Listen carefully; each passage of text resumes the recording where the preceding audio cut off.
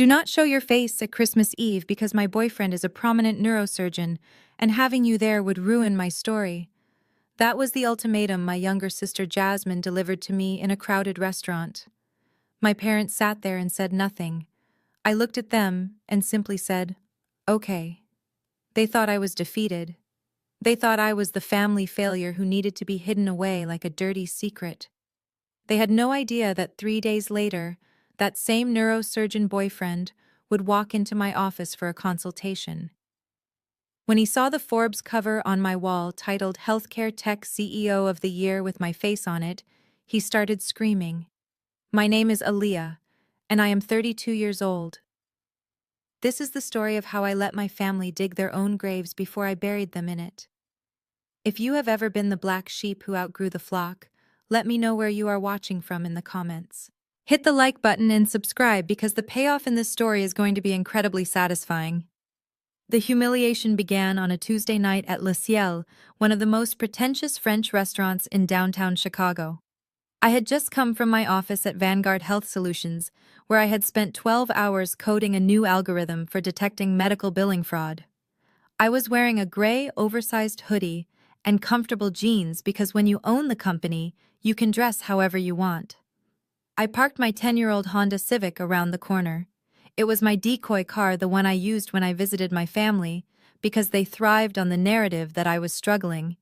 I walked into the restaurant, and the warmth of the heater hit my face, but the reception at table 4 was freezing.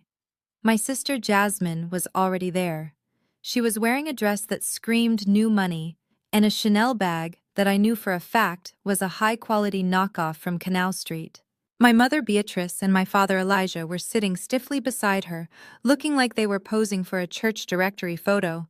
I pulled out a chair to sit down and reached for the menu because I was starving.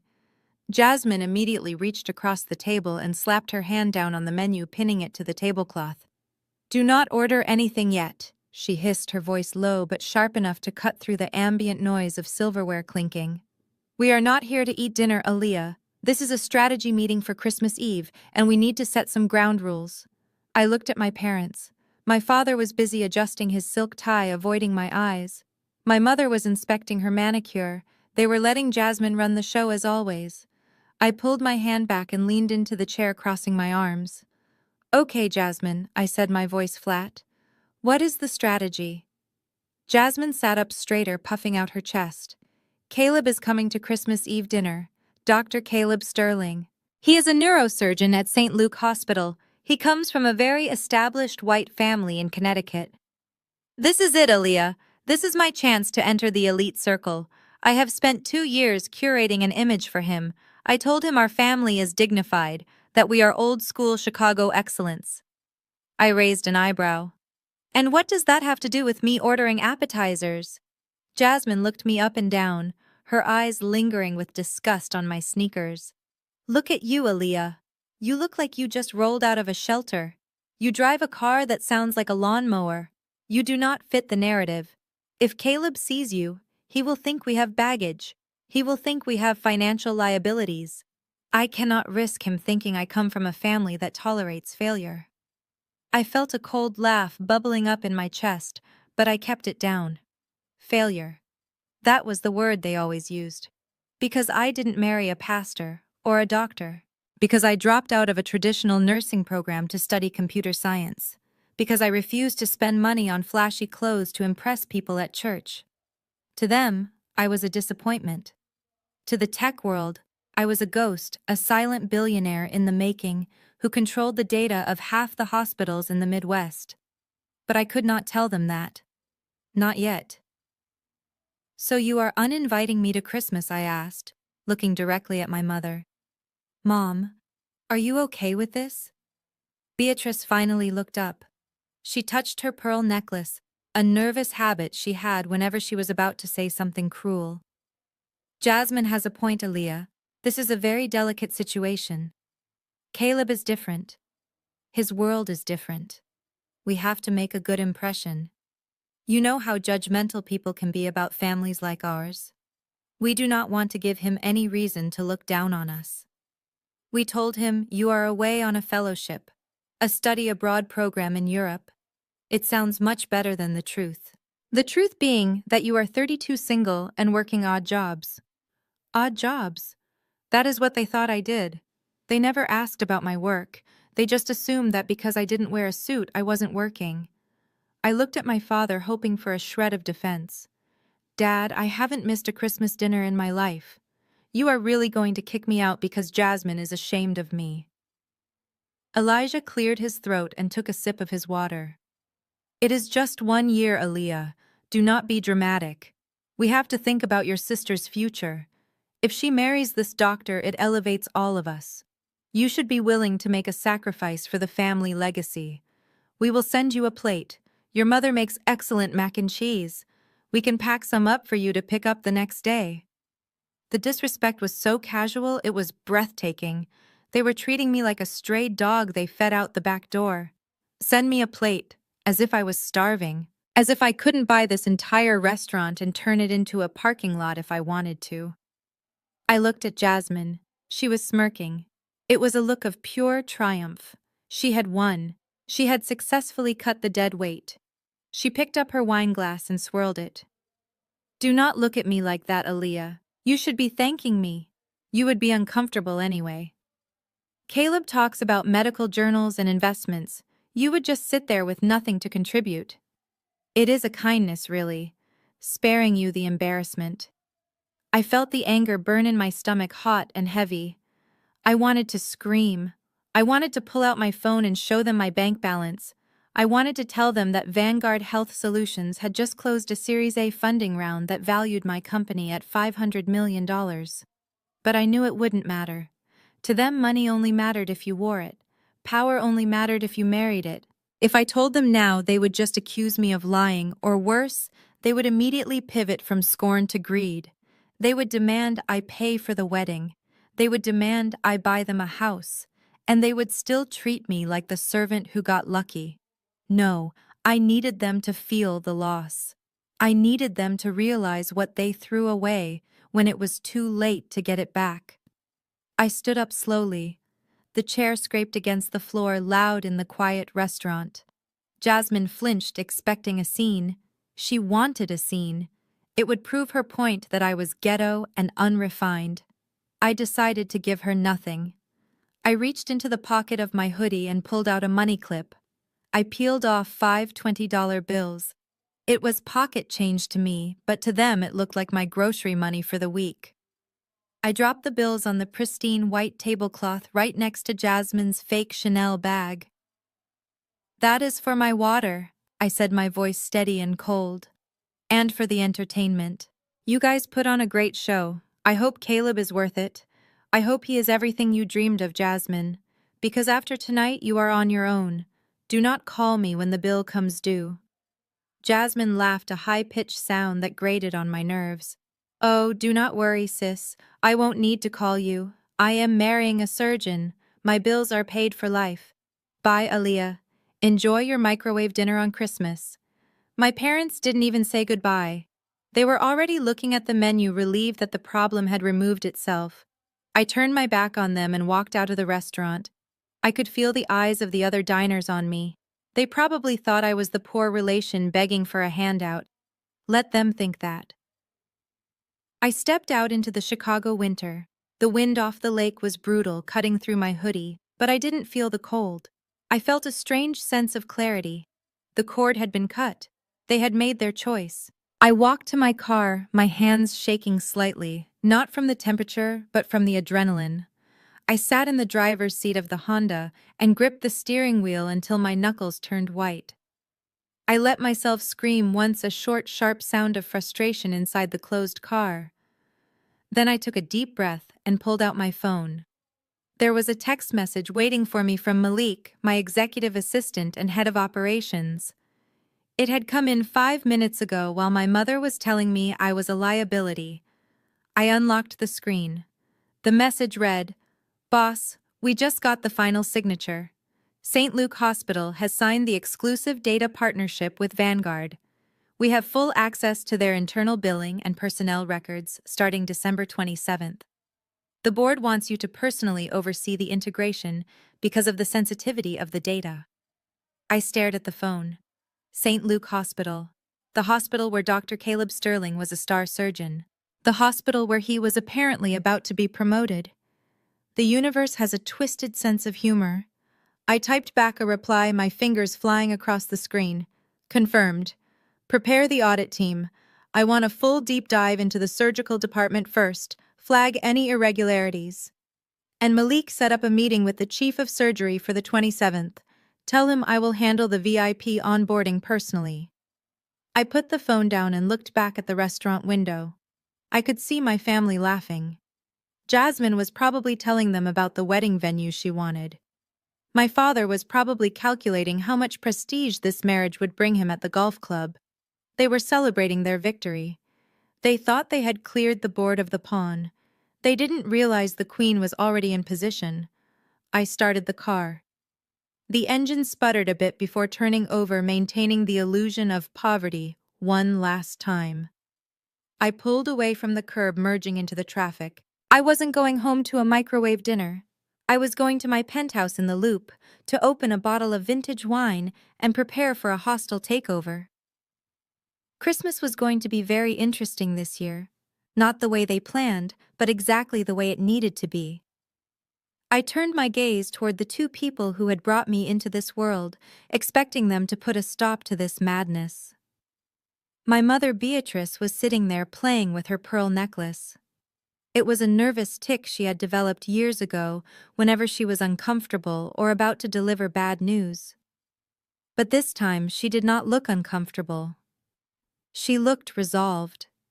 She looked like a general deciding which soldier to sacrifice for the greater good of the war. "Mom, are you hearing this?" I asked, my voice trembling slightly despite my best efforts to remain stoic. "She is talking about banning me from our family holiday. She is talking about erasing me because my car is old." Beatrice stopped fiddling with the pearls.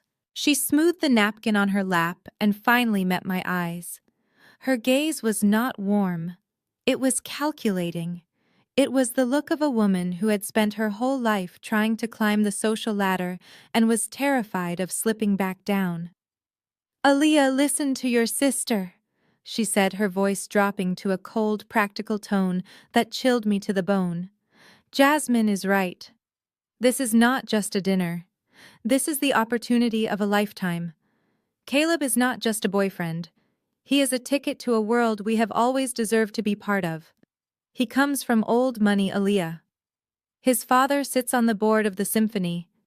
We cannot risk messing this up." She leaned in closer, her eyes narrowing. "Do not be selfish. You have to understand how this looks from the outside. When you walk into a room with your hoodie and your tired eyes, you bring the energy down. You look like a liability. You lower the market value of this family. We need to present a united front of success, and unfortunately, you do not fit that picture right now. Your presence simply depreciates the brand Jasmine is trying to build. Depreciates the brand." My own mother was talking about me like I was a dented car on a used lot. I felt the air leave my lungs. I looked at my father, hoping for a shred of defense. Elijah was a man who preached about family loyalty every Sunday. He was the one who always said blood was thicker than water. Surely he would not stand for this. "Dad, say something," I pleaded. "Tell her this is insane. Tell her you want your daughter at Christmas." Elijah refused to look at me. He was busy cutting his steak, focused intently on the knife slicing through the meat. He took a long sip of his wine, avoiding my gaze completely. He cleared his throat, a sound that used to command respect, but now just sounded pathetic and cowardly. "Your mother is right, Aaliyah," he said, addressing his plate rather than me. "It is better if you do not come. We have worked too hard to get to where we are. We cannot let your lack of ambition drag us back. Do not embarrass us. Just stay home this year. Maybe next year, if you get your life together, we can talk.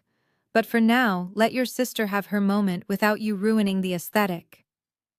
The silence that followed was louder than any scream. They had not just sided with Jasmine. They had validated her cruelty. I wasn't just the black sheep anymore. I was the cancer they were cutting out to save the healthy tissue.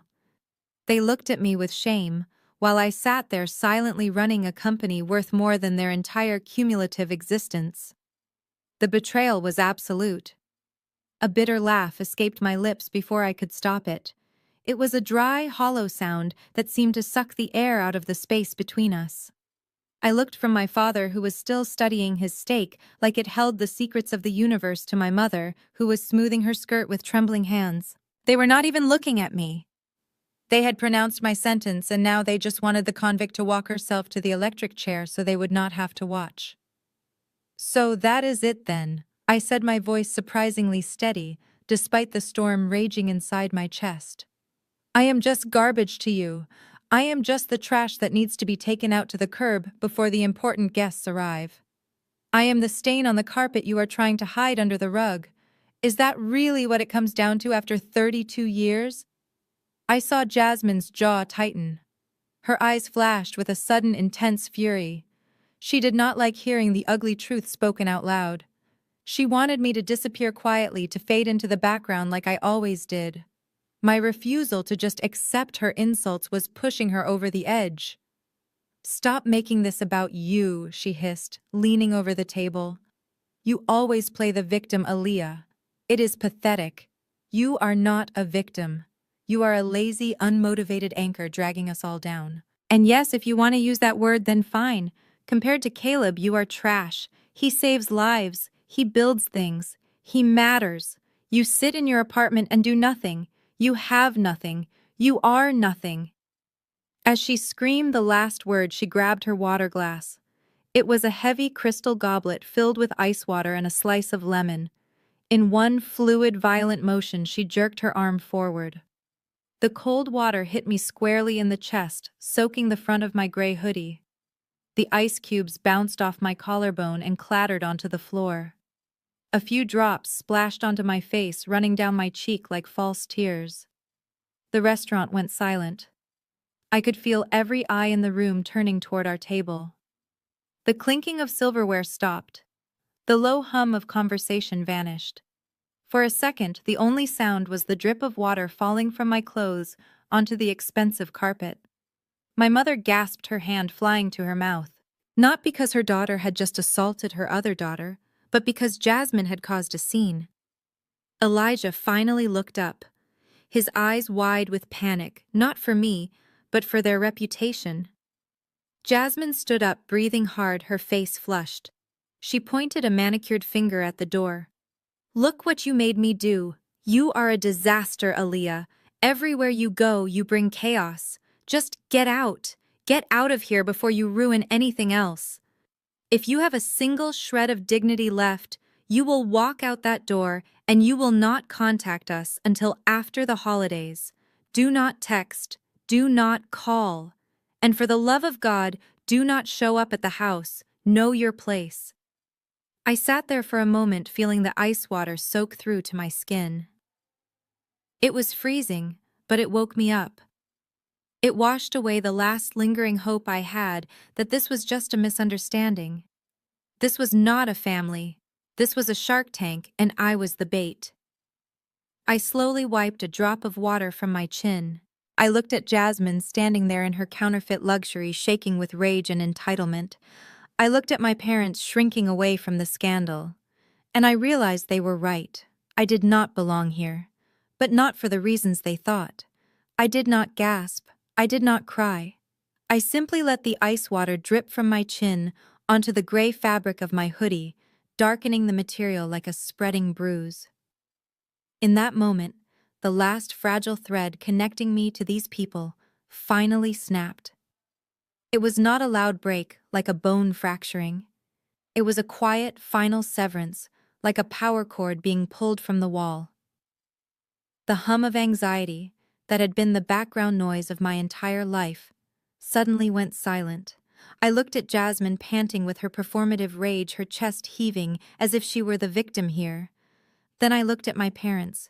They were shrinking into their high-backed chairs, terrified that the waiter might approach. They were not worried about their daughter sitting there soaked and humiliated. They were worried about the optics. They were worried about the scene. I stood up slowly. I moved with a deliberate, calm precision that seemed to unsettle them more than any scream could have. I picked up a linen napkin from the table and dabbed at the water on my face. I did not rush.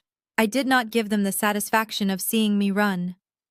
I stared directly into Jasmine's eyes and saw a flicker of doubt replace the fury.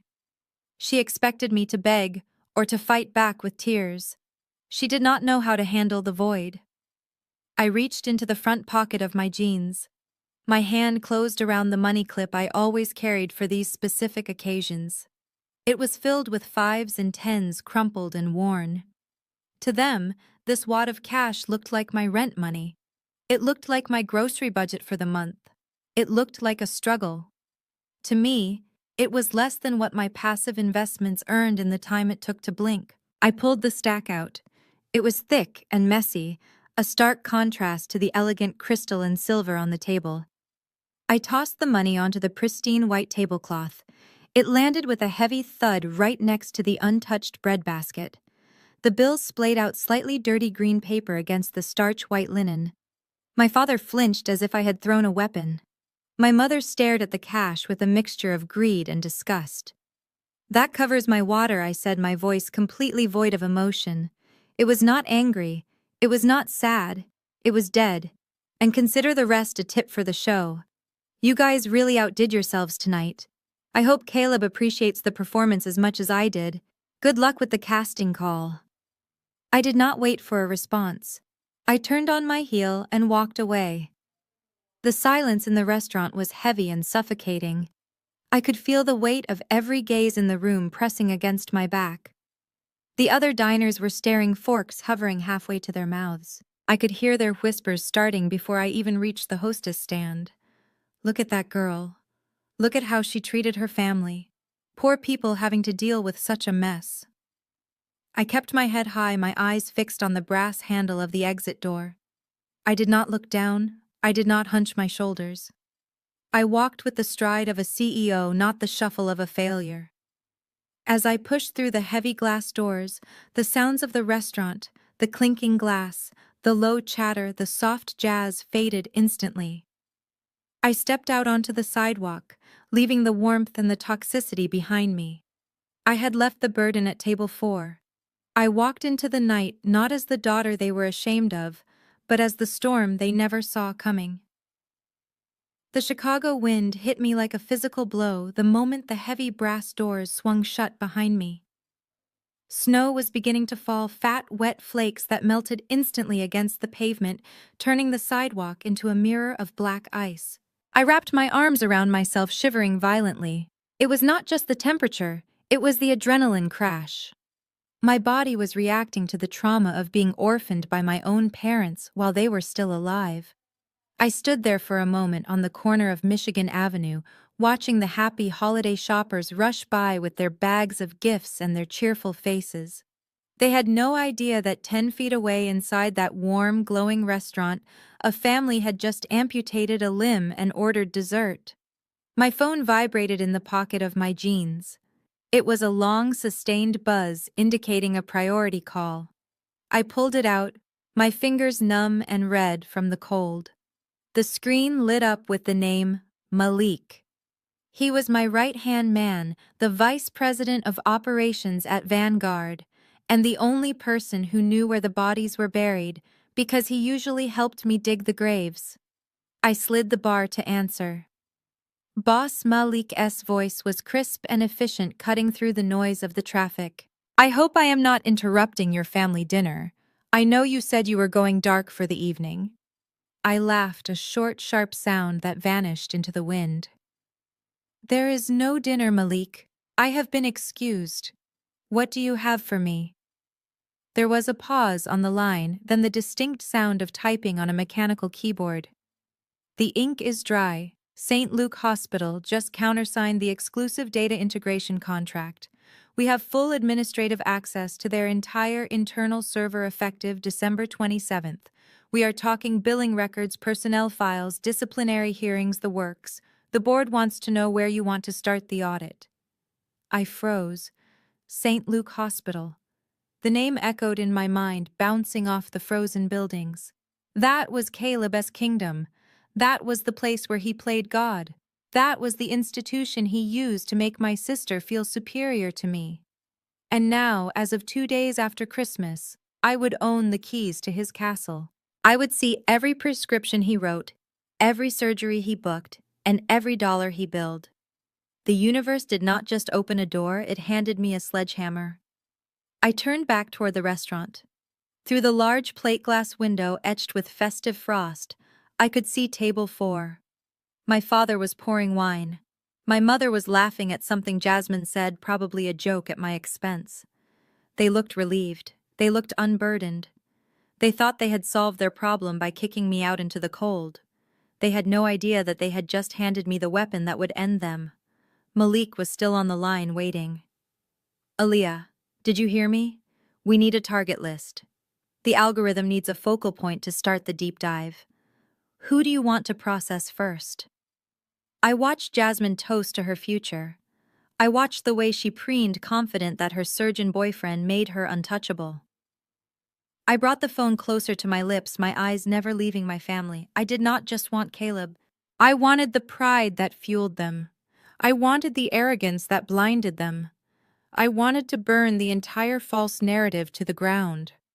Start with Dr. Sterling. I said, my voice dropping to a whisper that was colder than the wind. But Malik, do not stop there. Run the diagnostics on everyone associated with him. I want to know who enabled him. I want to know who protected him. Who do I want to process first? Everyone. 2 days after my family publicly executed our relationship in the middle of a French restaurant, my phone rang. I was sitting in my home office surrounded by 3 curved monitors displaying the internal financial architecture of St. Luke Hospital, but to the person on the other end of the line, I was presumably sitting on a futon counting pennies. The caller ID flashed the name Jasmine. I stared at it for a long moment. A rational person would have blocked the number. A healing person would have ignored it. But I was neither of those things right now. I was a strategist gathering intelligence. I swiped to answer and put it on speaker. Hey sis, Jasmine's voice floated through the air, sugary and bright. It was a tone she usually reserved for asking favors or manipulating our parents. It was so fake it almost made my teeth ache. I hope you are not still sulking about the other night. You know how mom gets when she is stressed. We just want everything to be perfect for Caleb. I leaned back in my leather chair, crossing my legs. I am not sulking, Jasmine, I said calmly, my eyes scanning a line of code that suggested Dr. Sterling had authorized a questionable purchase of spinal implants. I am busy.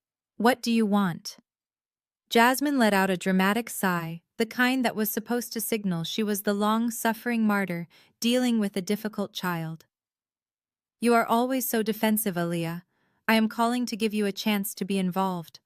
I know you are hurt that you cannot come to the dinner. I know you feel left out of this huge milestone for our family.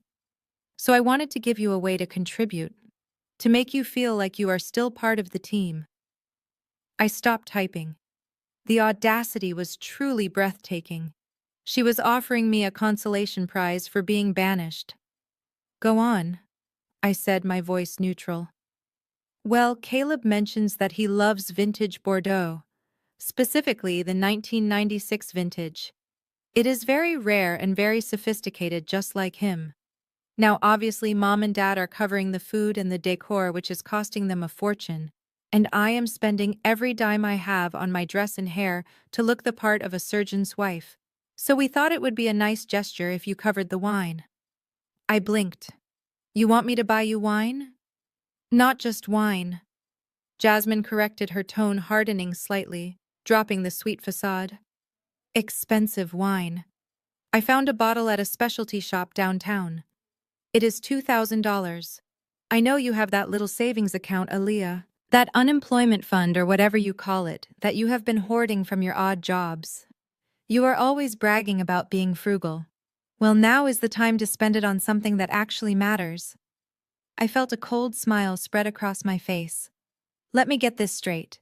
You kicked me out of the dinner because I look poor, but you want to raid my bank account to impress a man who presumably has enough money to buy his own vineyard.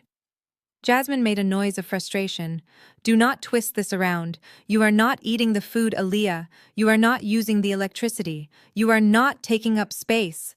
So the money you would have cost us by being there, you can just transfer to me instead. Consider it your admission ticket to being a good sister. If you cannot be there in person, you can at least send your money. It is the least you can do after the scene you caused at the restaurant. $2,000. Transfer it by noon or do not bother claiming you care about this family. The logic was so twisted it was almost art.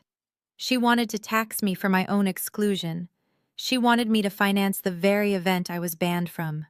It was parasitic. It was predatory. And it was exactly the ammunition I needed to ensure I felt zero guilt about what was coming next. No. I said the words softly, but it carried the weight of a judge slamming down a gavel in a silent courtroom. I am not sending you $2,000, Jasmine. I am not buying wine for a party where my presence is considered pollution. If Caleb wants vintage Bordeaux, he can buy it with his surgeon's salary. And if you want to impress him, you can do it with your own money, not mine. Find another sponsor for your fantasy life because the Bank of Aaliyah is permanently closed. The silence on the other end lasted for a heartbeat before it shattered. The sugary tone evaporated instantly, replaced by a voice so full of venom it sounded like a demon had clawed its way up her throat. The mask of the sweet sister concerned about family unity dropped, and the real Jasmine, the one driven by insecurity and greed, stepped into the light. "You are just jealous, aren't you?" she screamed, her voice distorting over the speakerphone. "You cannot stand it. You cannot stand that I won. You cannot stand that I am the one marrying the doctor and living the dream while you rot in your little apartment with nothing. You want me to fail. That is what this is. You are sabotaging me because you are miserable and alone, and you want everyone else to be miserable too. You want me to end up like you, pathetic and single, driving a piece of junk car and counting coupons." She took a breath, but she wasn't done. She was just reloading. "Well, guess what, Aaliyah? It is not going to work.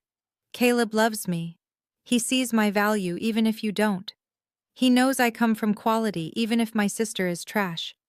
And do not think there won't be consequences for this. I am going to tell Mom. I am going to tell Dad. I will make sure they write you out of the will completely. You won't get a dime. Not the house, not the jewelry, nothing. When they die, you will be left with exactly what you deserve, which is absolutely nothing. You will die poor, just like you lived." I sat there in my Italian leather chair, staring at the skyline of Chicago through the floor-to-ceiling windows of my penthouse. I almost laughed. The will, the grand inheritance they dangled over my head like a carrot. My parents owned a mortgaged house filled with depreciating furniture and a jewelry box full of costume pearls. Their retirement savings were non-existent because they spent everything trying to look rich for the neighbors. I made more in interest in a single week than their entire estate was worth. But to Jasmine, that imaginary fortune was everything. It was her leverage. It was her weapon. She thought she was threatening me with poverty when she was really just threatening me with her own delusion. "Do whatever you have to do, Jasmine," I said, my voice ice cold. "But listen to me very carefully. Do not call me again. Do not text me. Do not come looking for me when your house of cards falls down, because it will fall down, and when it does, I won't be there to catch you." I ended the call before she could scream another word. I didn't just hang up. I blocked the number, then I blocked my parents. The silence that filled my office wasn't lonely. It was peaceful. It was the sound of a tumor being removed. They had played their last card. They had fired their last shot. Now the battlefield was clear. I turned back to my monitors where the data from St. Luke Hospital was starting to populate. It was time to go to work. I decided to step out of my ivory tower for one specific errand. My executive team at Vanguard had worked 80-hour weeks to secure the St. Luke contract, and I believed in rewarding loyalty. I pulled my hood up and walked into the Rolex boutique on the Magnificent Mile. The security guard glanced at my sneakers, but he did not stop me. He knew better. I had been here last year to buy a vintage Daytona for a retiring board member. The store manager Jean-Pierre spotted me immediately and rushed over, ignoring a man in a $3,000 suit to greet the woman in the faded denim. I pointed to the display case. "I need 5 submariners and 1 platinum day date. Wrap them individually, please." I paid with my black card, the heavy titanium clicking satisfyingly against the glass counter. Jean-Pierre handed me the heavy green bags, his smile wide and genuine. I added a few leather briefcases from the designer store next door, filling my arms with about $60,000 worth of merchandise. It was heavy, but it felt good. It felt like power. I stepped out into the main atrium of the mall, intending to head straight to the parking garage. That was when I heard it, that shrill, performative laugh. I froze. 50 feet away, coming down the escalator like royalty descending from a throne, was my family. Jasmine was clinging to the arm of a tall white man with sandy blonde hair and the kind of jawline that looked like it was purchased. Dr. Caleb Sterling. My parents trailed behind them, carrying shopping bags like hired help. Panic surged through me. Not fear of them, but fear of losing my advantage. If they saw these bags, if they saw the Rolex crown and the designer logos, the game would be over. Jasmine would know I had money. She would pivot instantly from scorn to solicitation. The trap I was setting relied entirely on their belief that I was destitute. I looked around frantically. There was a large potted fern near a seating area. Without thinking, I ducked behind it and shoved the expensive bags behind the planter. I stripped off my gloves and messed up my hair, trying to look as disheveled as possible. I needed to look like the failure they believed I was. I needed to protect the lie to ensure the truth would hurt them more later. I tried to become invisible, to melt into the river of holiday shoppers and disappear. But fate is never that kind. Caleb stopped abruptly in the middle of the atrium. His eyes locked onto me, and it felt less like being seen and more like being dissected. He did not extend a hand. He did not offer a polite smile. He did not even acknowledge my existence as another human being sharing the same space. He looked at me with the clinical detachment of a scientist examining a bacteria culture that had gone bad. He was even taller than I expected, looming over Jasmine in a bespoke camel hair coat that probably cost more than my first car. His Italian leather boots gleamed under the mall lights. He radiated the kind of effortless, unearned confidence that is the birthright of old money. He looked like he owned the air he breathed and was simply tolerating the rest of us using it. He leaned down toward Jasmine, but he made no effort to lower his voice. He wanted me to hear this. He needed me to know exactly where I fell on the social ladder he had constructed in his mind. "Is this the sister?" he asked, his tone dripping with a mixture of amusement and disdain. "The one with the issues you told me about?" Jasmine went rigid beside him. She looked at me, and I could see the sheer panic in her eyes. She was terrified I would speak. She was terrified I would claim her as blood. She gave a jerky, quick nod like a puppet on a string. "Yes, that is Aaliyah."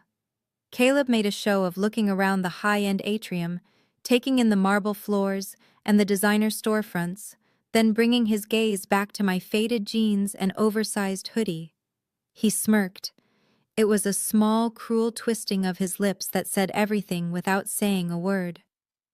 "She looks like she took a wrong turn on her way to the welfare office. Are you sure she is actually related to you, Jasmine? You look like royalty, and she looks like she is waiting for food stamps." I felt the heat rush into my cheeks. It was not shame. It was a cold, burning fury. This man looked at a black woman in casual clothes and immediately saw poverty. He saw a stereotype. He saw someone beneath him. But Caleb was not finished. He glanced over his shoulder at the security guard standing near the entrance of the Louis Vuitton store, then looked back at me with exaggerated concern. He leaned closer to Jasmine, his whisper loud and theatrical, designed for an audience of one. "You might want to check her pockets, babe. Or maybe tell her to leave before security starts paying attention. People dressed like that in a place like this usually have sticky fingers. We do not want a scandal right before my promotion. It would be very inconvenient." Jasmine did not defend me. She did not slap him for calling her sister a thief. She giggled. It was a nervous, sycophantic sound that made my stomach churn. She aligned herself with his cruelty because she thought it made her safe. She thought if she laughed at the pauper, she would get to keep her place as the princess. She had no idea that the woman standing in front of her accused of shoplifting could buy this entire mall and fire every security guard in it before lunch. I stood my ground, my hands curled into fists deep in my pockets, fighting the overwhelming urge to pull out my black card and silence him forever. But I held back. The trap was not ready yet, and when it snapped shut, I wanted it to hurt. My mother Beatrice noticed the curl of Caleb's lip. She saw the way he pulled his expensive camel hair coat tighter around himself, as if my poverty was a contagious disease that could jump across the air gap between us. Panic flared in her eyes instantly. It was not panic for her daughter's dignity or safety. It was panic for the transaction she was trying to close. She moved with a speed that belied her age, rushing forward to put herself physically between me and the golden ticket that was Dr. Caleb Sterling. She did not hug me. She did not whisper an apology. She shoved me. Her manicured hands hit my chest with surprising force, pushing me back toward the potted fern where I had stashed $60,000 worth of luxury watches. "Get away from here, Aaliyah." She hissed, her voice a frantic whisper that carried the weight of a scream. "Go! Just go somewhere else immediately! Can you not see what you are doing? You are making him uncomfortable. You are ruining everything. You are polluting the air just by standing here. Look at him. He is a man of status. He is elite. He does not need to be breathing the same air as someone who looks like they slept in a car. Get out of his sight before you embarrass us further. Polluting the air." The words hit me harder than the physical shove. My own mother, the woman who had carried me for 9 months, looked at me as if I were a toxic fume that needed to be ventilated for the safety of the public. She was not protecting her child. She was protecting the aesthetic. She was guarding the illusion of perfection she had sold to this man, and I was the crack in the foundation that threatened to bring it all down. She looked at me with genuine revulsion, as if my hoodie and jeans were an personal insult to her existence. I stumbled back slightly, my sneakers squeaking against the polished marble floor. I looked at her. I really looked at her. I saw the desperation in her eyes, the terror that her lie would be exposed. I saw a woman who would sell her own flesh and blood for a seat at the high table. And behind her I saw Caleb. He was wiping his sleeve as if my proximity had physically soiled him, even though we had not touched. He offered Beatrice a small, approving nod, as if she were a well-trained dog who had successfully chased away a pest. "Good save, Mrs. Vance," he said smoothly, adjusting his cashmere scarf. "We really should be more careful about the neighborhoods we walk through. You never know what kind of riffraff you might pick up." Beatrice beamed under his praise, her chest puffing out with pride. "I am so sorry, Caleb," she said, fawning over him, turning her back to me completely. "Please forgive the interruption. We can go to the VIP lounge now. I hear they have excellent champagne." I stood there frozen, not by fear, but by a cold, absolute clarity. My eyes met the back of my mother's head one last time. There was no love there. There was no recognition. There was only relief that I was being removed. I did not cry. I did not scream. My gaze went dead flat and empty. It was the look of a stranger. In that moment, I realized I was no longer her daughter. I was just an obstacle she had successfully cleared. I turned away, my hand brushing against the hidden bags of Rolexes behind the plant. I walked toward the exit, leaving them to their champagne and their delusions. They thought they had discarded me. They had no idea they had just freed me to destroy them without mercy. I drove my rattling Honda Civic through the streets of Chicago, listening to the engines sputter with every stoplight. It was a tedious, noisy ride, but it was part of the camouflage I had perfected over the years.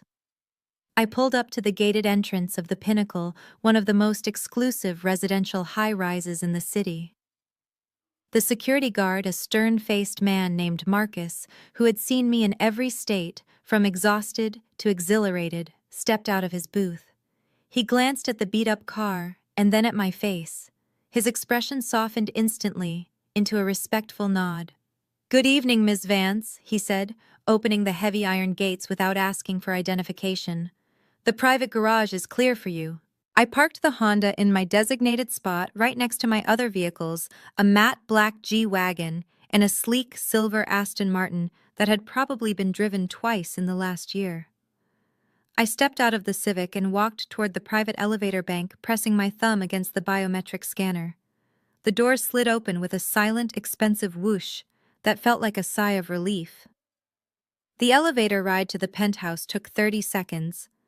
When the doors opened, I stepped into a different world. The space was vast, modern, and silent. Floor-to-ceiling windows offered a panoramic view of the city I was slowly conquering. The lights adjusted automatically to my presence, a soft, warm glow illuminating the Italian marble floors and the original Basquiat hanging in the foyer. This was my sanctuary, the fortress I had built with the bricks thrown at me by people who thought I was nothing. I walked into the master suite and stripped off the gray hoodie that smelled like humiliation and the jeans that felt like a costume. I threw them into a hamper, not caring where they landed. I walked into the walk-in closet, a room larger than my parents' entire living room. I pulled on a silk robe that cost more than my sister's wedding dress budget. I let my hair down, shaking out the tension of the day, feeling the silk settle against my skin like a second layer of armor. I walked to the climate-controlled wine cellar, bypassing the shelves of ordinary vintage, and reached for a bottle of Chateau Margaux 1996. It was worth $20,000. 10 times the price of the bottle Jasmine had demanded I buy for her little party. I opened it with a practiced hand, pouring the deep red liquid into a crystal glass. I took a sip. It tasted like victory. It tasted like patience. I walked out to the balcony, the cold air biting at my skin through the silk, but I did not feel it. I looked down at the city lights, thousands of tiny sparks in the darkness. Somewhere down there, my family was probably still celebrating their small petty triumph. They were drinking cheap champagne and congratulating themselves on getting rid of the dead weight. They had no idea that the dead weight was looking down on them from the top of the world, holding a glass of wine that cost more than their car, and planning their absolute destruction. This was my reality. This was the life I had built while they were busy judging my shoes. And tomorrow, I was going to use every ounce of this power to remind them exactly who I was. I took another sip of wine and smiled. The game was just beginning. December 24th arrived with a silence that felt heavy and metallic. In my penthouse overlooking the frozen expanse of Lake Michigan, there were no carols playing. There was no smell of pine or roasting turkey. There was only the low hum of the server room cooling systems and the blue light of 3 massive monitors casting long shadows across the room. I sat in my ergonomic chair, a glass of water on the desk beside a stack of hard drives. Most people were opening gifts or drinking eggnog. I was preparing for a digital autopsy. My phone lit up on the desk. The screen flashed with a notification from Instagram. I knew what it was before I even looked. Jasmine could never resist a victory lap. She needed the world to know she had won. I picked up the device and swiped the screen. The image loaded in high definition. It was a masterpiece of staging. They were gathered around the fireplace in my parents' living room. Jasmine was wearing a red velvet dress that probably cost her rent money. She was clinging to Caleb's arm like a barnacle. Caleb looked bored but compliant, holding a glass of scotch like a prop. My parents stood on either side of them, beaming with a desperate kind of pride. They looked like they were trying to sell a lifestyle they did not own. The tree behind them was perfectly decorated, but I knew the ornaments were plastic. The caption was the dagger. It read simply, "A perfect Christmas with the people who matter most. Finally, free of the negative energy that holds us back. So grateful for this upgrade. Hashtag blessed. Hashtag surgeon wife life. Hashtag no drama. Negative energy." That was me. I was the negative energy they had exorcised. I stared at the photo, zooming in on their faces. I saw the strain around my father's eyes, probably worrying about how much the dinner cost. I saw the tightness in my mother's smile, probably terrified Caleb would notice the cracks in the ceiling. They were not happy. They were relieved. They were relieved that the reminder of their mediocrity was gone. They thought they had curated a perfect moment by editing me out of the frame.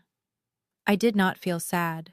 I did not feel the sting of rejection that used to send me crying to my room when I was a teenager. I felt a cold, hard resolve. They wanted to remove the negative energy. Fine. I would give them a vacuum. I would give them a void so deep it would swallow them whole. I tossed the phone onto the sofa. The screen went dark. I turned my chair back to the real view. The Vanguard interface was waiting for me. The cursor blinked rhythmically like a heartbeat. I cracked my knuckles and leaned forward. They were celebrating a lie. I was about to uncover the truth. I typed in the command code to initiate the deep scan of the St. Luke Hospital surgical database. The loading bar appeared. "Merry Christmas, Caleb," I whispered to the empty room. "Let us see what you are hiding under that white coat." I pushed the phone across the desk until it hit the far edge of the mahogany surface. The image of their smiling faces slid into the darkness, out of reach and out of relevance. I took a deep breath, inhaling the conditioned air of the penthouse. It smelled of ozone and expensive leather, the scent of absolute control. I closed my eyes for a second, visualizing the emotional compartment where I kept my desire for their love. I imagined a heavy steel door slamming shut and locking. That part of me was done. That part of me was offline. Now only the CEO remained. I turned my chair toward the central monitor. It was a massive curved screen that spanned 6 feet. I touched the trackpad, and the system woke up instantly. The Vanguard Health Solutions logo pulsed in the center of the black screen, a stylized V that looked like a bird of prey diving. This was my creation.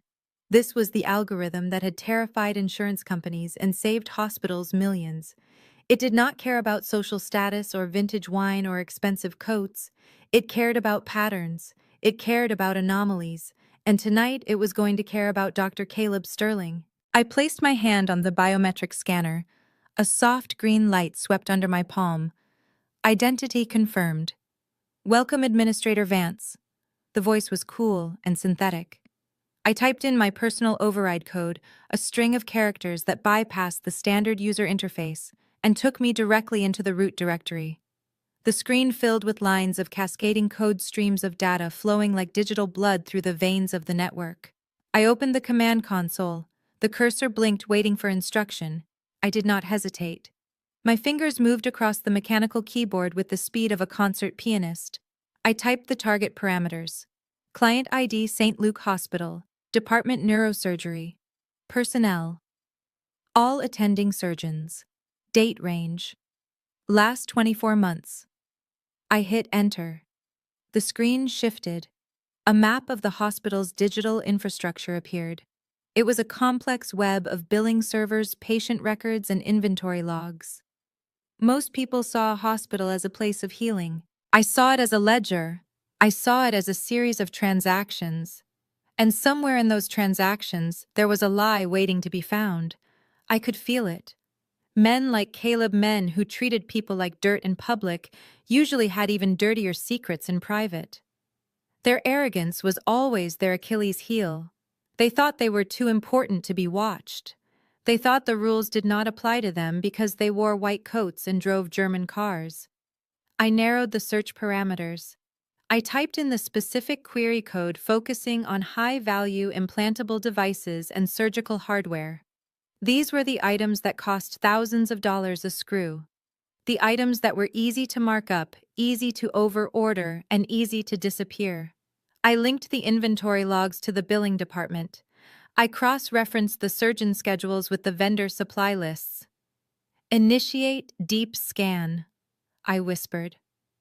On the screen, a progress bar appeared. It moved slowly, digesting terabytes of data in seconds.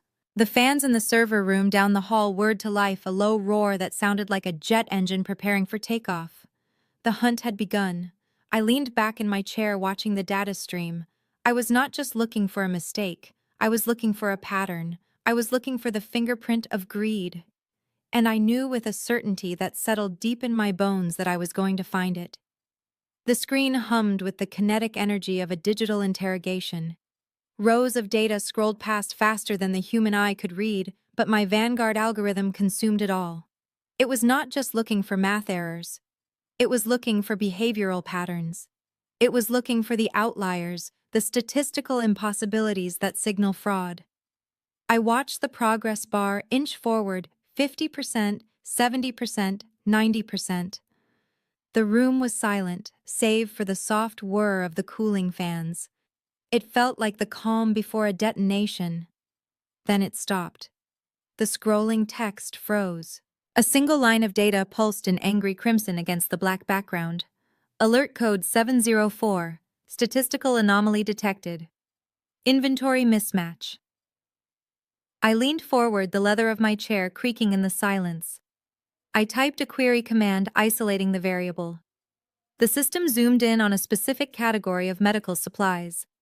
Spinal fusion hardware, pedicle screws, titanium rods, interbody cages. These were pieces of precision machined metal worth more than gold by weight. They were the bread and butter of neurosurgery, the expensive components that held broken backs together. The billing records showed a massive spike in procurement orders over the last 18 months. According to the ledger, St. Luke Hospital had purchased enough spinal hardware to operate on half the population of Chicago. But when I cross-referenced the inventory logs with the actual surgical schedules and patient outcome reports, the numbers did not add up. The hardware was being bought. It was being paid for by private insurance and Medicare, but it was never going inside patients. It was vanishing into thin air. I felt a cold thrill race down my spine. This was it. This was the ghost in the machine. Someone was ordering expensive equipment, billing the hospital and the insurers, and then likely reselling the inventory on the secondary market, or receiving massive kickbacks from a shell vendor. It was a classic scheme. It was crude. It was bold. And it was effective, if you were arrogant enough to think no one was watching. I entered the command to reveal the authorizing signature for these purchase orders. Who had the clearance to approve millions of dollars in inventory? Who had the ego to think they were untouchable? Who had the access to override the standard procurement caps? The screen refreshed. A digital copy of a signature appeared. It was a flamboyant, looping scrawl, the kind of signature a man practices in the mirror. Beside it was the printed name in bold block letters. Dr. Caleb Sterling, Chief Attending Neurosurgeon. I stared at the name, the man who had called me trash. The man who had looked at my hoodie and saw a shoplifter. The man my family worshipped as a god. He was not just a snob. He was a thief. He was stealing from the sick to pay for his camel haircoats and his vintage wine. He was financing my sister's fantasy life with stolen money. He was building his reputation on a foundation of fraud. I sat back, my heart rate steady and slow. I did not need to guess anymore. I did not need to hope. I had the smoking gun, and it was loaded. I did not stop at the signature. A signature was just the authorization. I needed the destination. I needed to know where the money went after it left the hospital accounts. I initiated a second layer of analysis focusing on the vendors. The purchase orders were made out to companies with generic-sounding names like Apex Medical Supply and Nexus Surgical Solutions.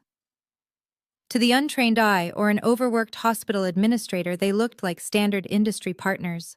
To my algorithm, they looked like black holes. I ran a background check on the corporate registrations. Apex Medical Supply did not have a warehouse. It did not have a distribution center. It had a mailbox at a shipping store in a strip mall 3 towns over. Nexus Surgical Solutions was registered to a residential address in a neighborhood that certainly was not zoned for medical manufacturing. They were shell companies. They were empty vessels created solely to receive checks. I traced the banking routing numbers. The money flowed from St. Luke into these shell accounts, and then it moved again. It was laundered through a series of transfers meant to obscure the source, But digital footprints never truly disappear if you know how to use the right light. I followed the trail to a private offshore account in the Cayman Islands and then back to a domestic holding company. And finally, I found the endpoint. The holding company paid the bills for a specific credit card. I pulled up the monthly statements. It was like reading a diary of my sister's recent social media feed. There was the charge for the bespoke camel hair coat Caleb had worn at the mall. $4,000. There was the lease payment for a brand new Porsche 911 GT3. $3,000 a month. There were charges at the exact high-end boutiques where Jasmine claimed to shop. A $5,000 handbag. A $2,000 bottle of wine from the vintage cellar downtown. I sat back and let the numbers wash over me. $1.5 million. In just 2 years, Dr. Caleb Sterling had embezzled $1.5 million from the hospital to fund a lifestyle he could not actually afford. He was not rich. He was a criminal. He was stealing from his own patients from the insurance premiums of working-class people just so he could play the aristocrat. The irony was suffocating. My family had ostracized me because they thought I was a financial liability. They thought I was poor. They thought I would drag them down. Meanwhile, they were pinning all their hopes and dreams on a man who was actively committing federal wire fraud. Jasmine was walking around wearing evidence. Every gift he gave her, every dinner he paid for, was fruit of a poisonous tree. I looked at the total sum on the screen. 1.5 million. It was a lot of money to most people. To me, it was a rounding error in my quarterly projections. But to the FBI, it was a 20-year sentence. I compiled the data. I exported the bank statements, the shell company registrations, the inventory logs, and the forged purchase orders. I organized them into a single encrypted file. I named it the Sterling Audit. I checked the time. It was 3 a.m. on Christmas Day. While my family slept dreaming of their ascension into high society, I printed out their destruction. The printer hummed in the quiet office, spitting out page after page of incriminating evidence. I picked up the stack of warm paper. It was heavy. It felt like justice. I placed it in a leather portfolio. The trap was set. The bait was taken. Now all I had to do was wait for him to walk into the cage. December 26th dawned gray and slushy. The post-holiday hangover hung over the city, but inside my penthouse the air was crisp with anticipation.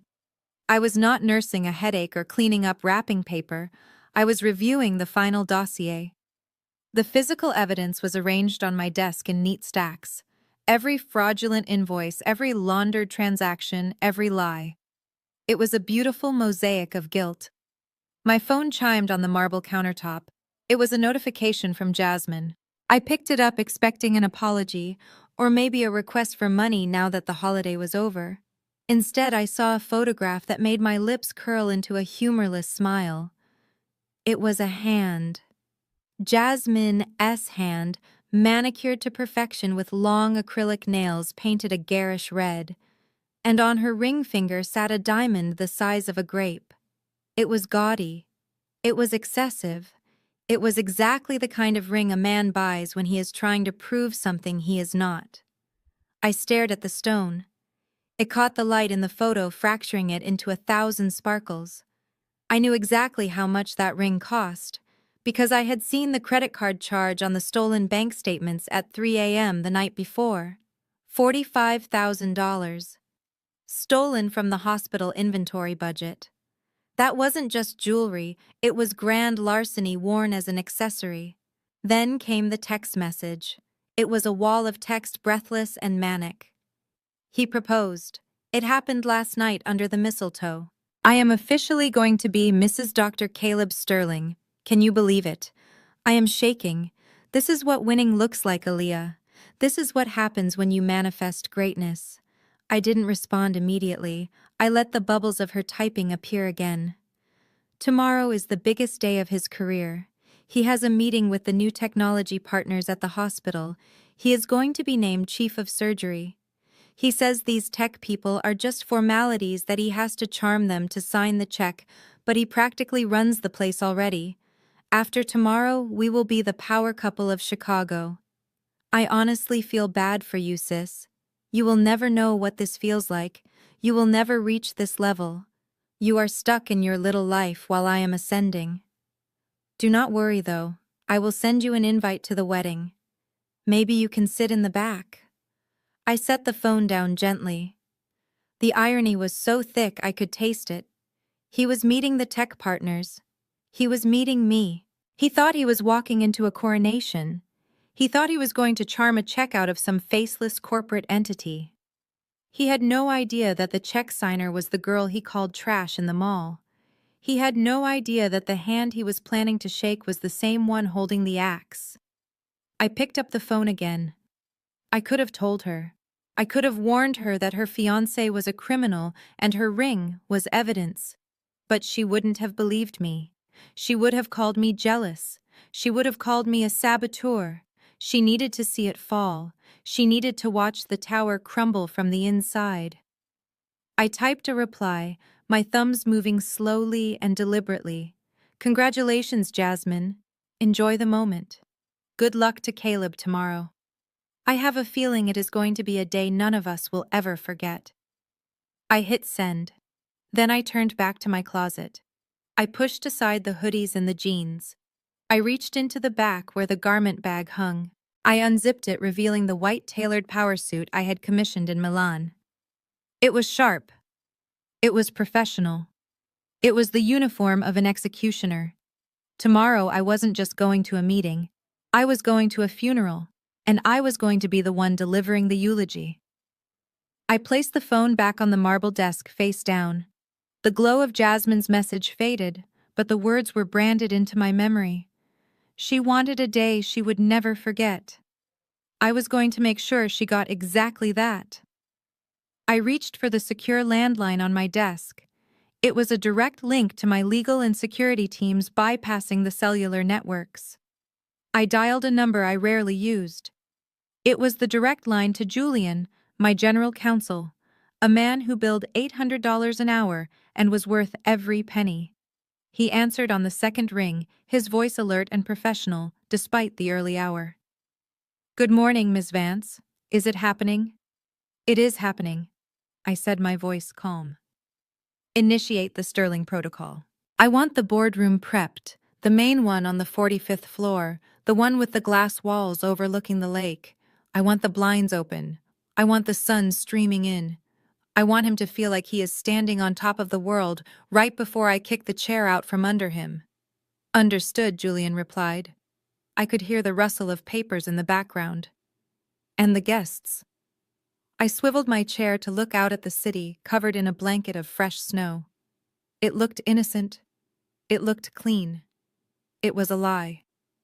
"Call Agent Miller at the FBI field office," I instructed. "Tell him I have the package ready. Tell him the subject will be on premises at 900 hours sharp.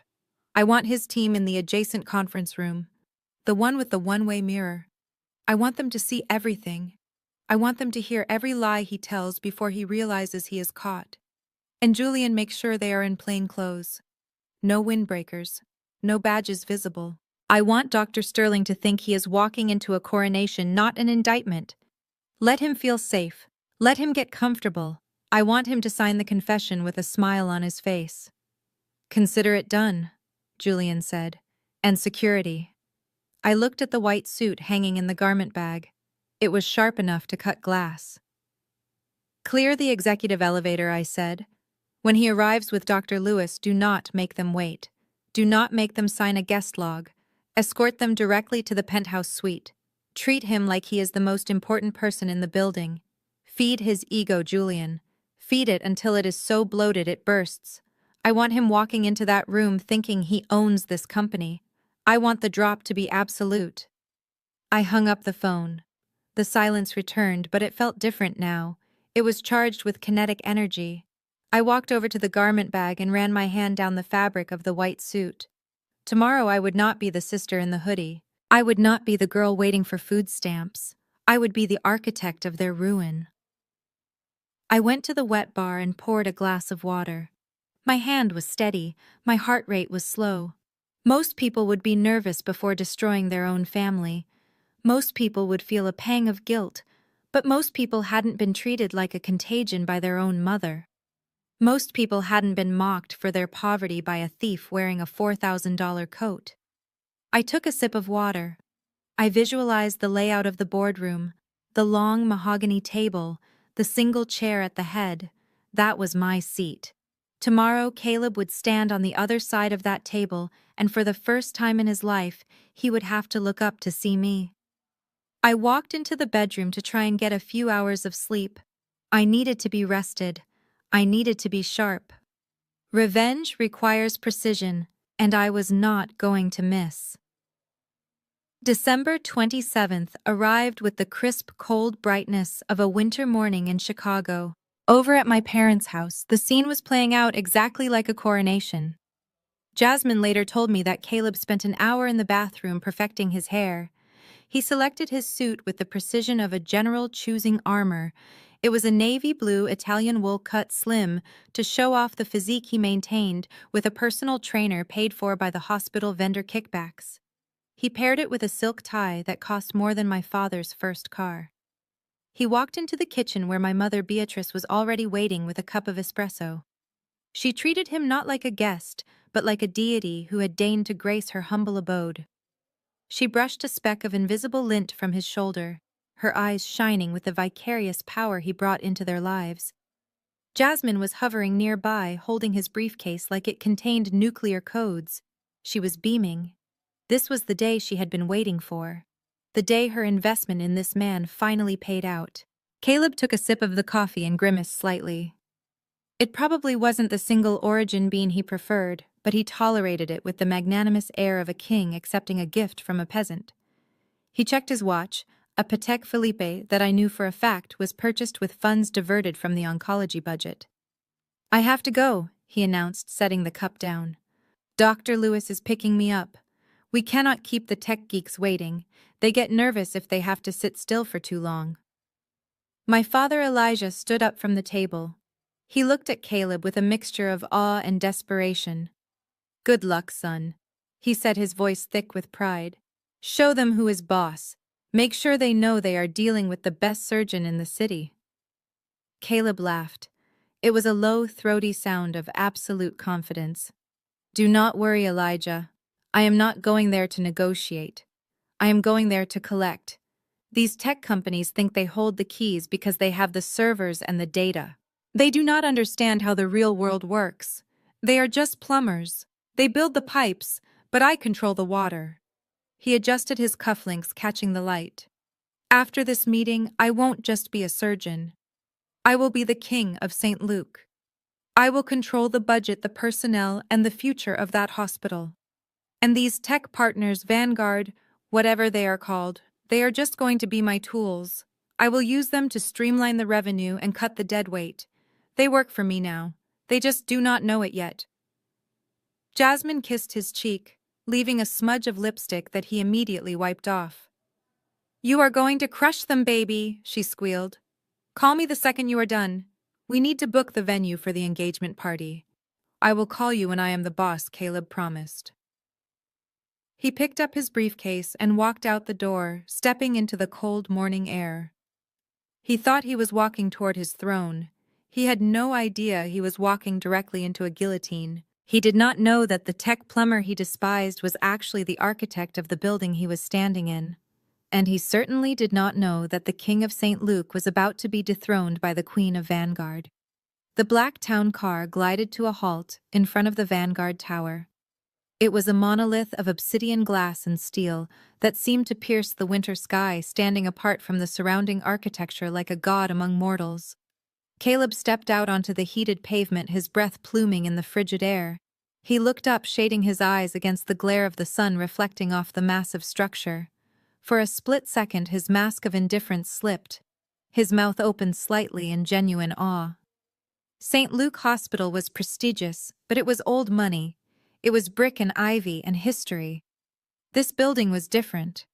This was raw, unadulterated power made physical. It was the kind of wealth that did not just whisper, it screamed. Dr. Lewis scrambled out of the other side of the car, looking nervous. He adjusted his tie for the 10th time that morning, his eyes darting around the plaza. He knew the stakes. He knew that St. Luke needed this partnership to survive the next fiscal year. He looked at Caleb with a mixture of hope and anxiety. "Try to be diplomatic," Sterling Lewis hissed as they walked toward the revolving doors. "These tech people are not like us. They do not care about medical pedigree. They care about data and efficiency. Do not talk down to them." Caleb laughed, a short, dismissive sound as he buttoned his $4,000 coat. "Relax, Arthur. You are sweating. It is just a building. It is just a company.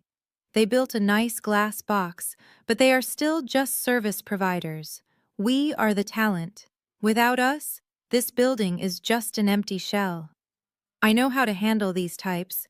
They are desperate for validation from the medical community." They pushed through the heavy glass doors and entered the lobby. It was cavernous with ceilings that soared 3 stories high. A massive digital waterfall cascaded down one wall, the water reacting to the movement of people walking by. The air smelled of white tea and money. The security desk was a slab of black marble, manned by 3 guards who looked more like Secret Service agents than rent-a-cops. Caleb scanned the room, his eyes calculating the cost of everything he saw. He was impressed, but he would never admit it. He needed to maintain the upper hand. He turned to Dr. Lewis with a smirk. "It is a bit much, isn't it?" he muttered loud enough for the nearby receptionist to hear. "Trying too hard to look futuristic. I bet the CEO is overcompensating for something." Lewis looked horrified, but Caleb just chuckled. "I can picture him now." Caleb continued, his voice dripping with arrogance. "Some ancient white guy from Silicon Valley. Probably 70 years old with a bad spray tan and a turtleneck trying to hide his neck waddle. He probably thinks putting a digital waterfall in the lobby makes him a visionary. I have dealt with dozens of men like him. They have all the money, but they have zero taste and even less understanding of actual medicine. I will walk in there, throw around some Latin medical terms, compliment his golf game, and we will walk out with a blank check." He strode toward the security desk with the confidence of a man who had never been told no in his entire adult life. He did not see a fortress. He saw an ATM. He did not realize that the building was not designed to impress him. It was designed to process him. He thought he was the shark entering the water. He had no idea he was just the chum. Caleb marched up to the massive slab of black marble that served as the security desk. Behind it sat a woman who looked to be in her late 50s. She was wearing a simple Vanguard polo shirt, and her graying hair was pulled back into a severe bun. She was typing on a tablet with reading glasses perched on the end of her nose. To Caleb, she was just another invisible cog in the machine. She was a gatekeeper whose only purpose was to open the door for his greatness. "Excuse me," he said, tapping his platinum credit card on the marble surface to get her attention. "We are here for the 9 o'clock meeting with the CEO, Dr. Caleb Sterling and Dr. Arthur Lewis. Notify them we have arrived." The woman looked up over the rim of her glasses. Her eyes were dark, sharp, and completely unimpressed by the $4,000 suit standing in front of her. She did not jump to attention. She did not fawn. She simply finished typing her sentence before setting the tablet down. "Good morning, gentlemen," she said, her voice calm and measured. "Please take a seat in the waiting area. I will notify the executive office. Can I get you some water or coffee while you wait?" "Coffee," Caleb said immediately, not bothering to look at her as he checked his reflection in the polished brass of a desk lamp. "Black. And make sure it is hot. I do not want the lukewarm sludge you people usually serve in the break room. I need caffeine, not colored water." Dr. Lewis winced at the tone, but said nothing. The woman stood up slowly. She walked over to a sleek coffee station set into the alcove behind the desk. She poured a cup and brought it back, setting it down on a coaster in front of Caleb. Caleb picked it up without a word of thanks.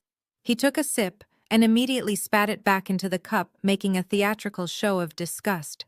He slammed the cup down hard enough that brown liquid sloshed over the rim and stained the pristine marble counter.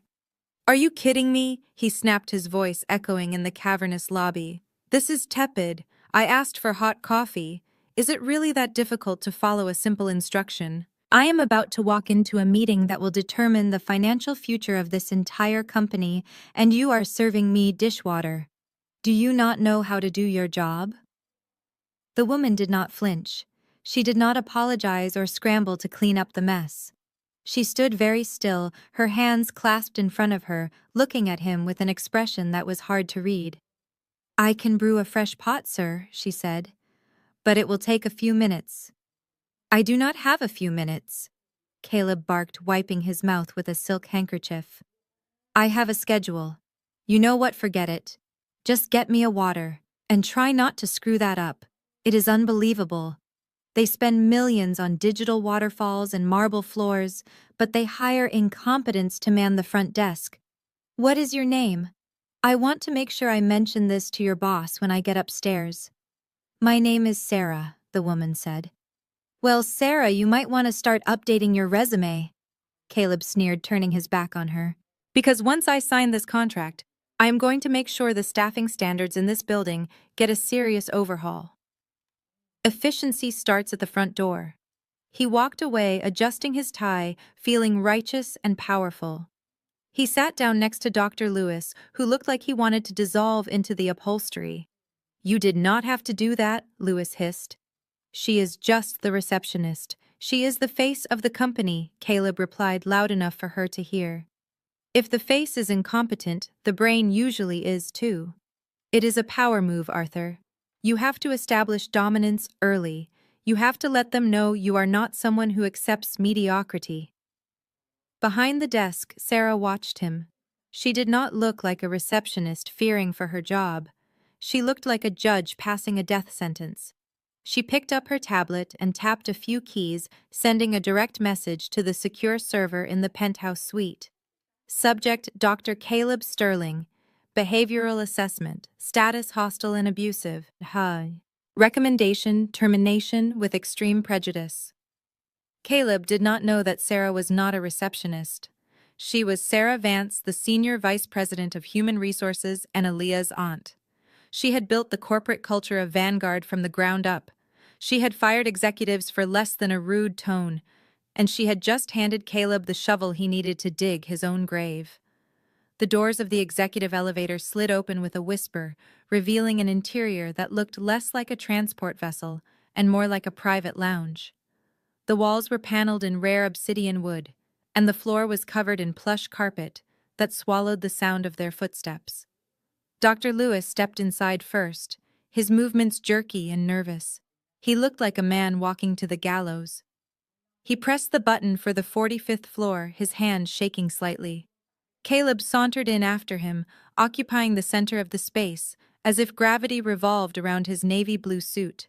He checked his reflection in the polished brass control panel, adjusting the knot of his tie by a fraction of a millimeter. He hummed a low tune, completely unbothered by the tension radiating off his companion. You need to calm down, Arthur, Caleb said, watching the numbers on the display start to climb. You are vibrating. It is pathetic.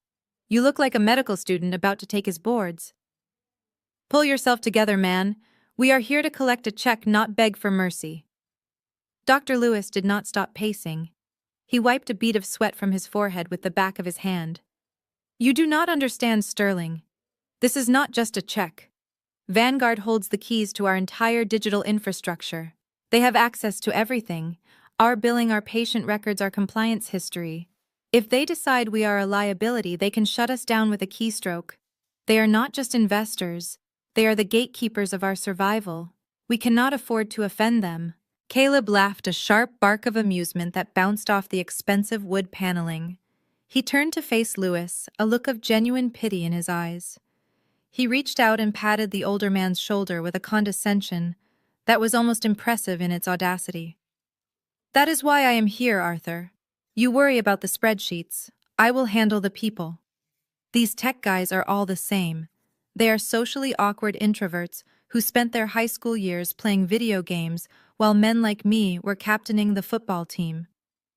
They crave validation from alphas. They want to be close to the real power. And in this world, the real power is the man holding the scalpel, not the man holding the mouse.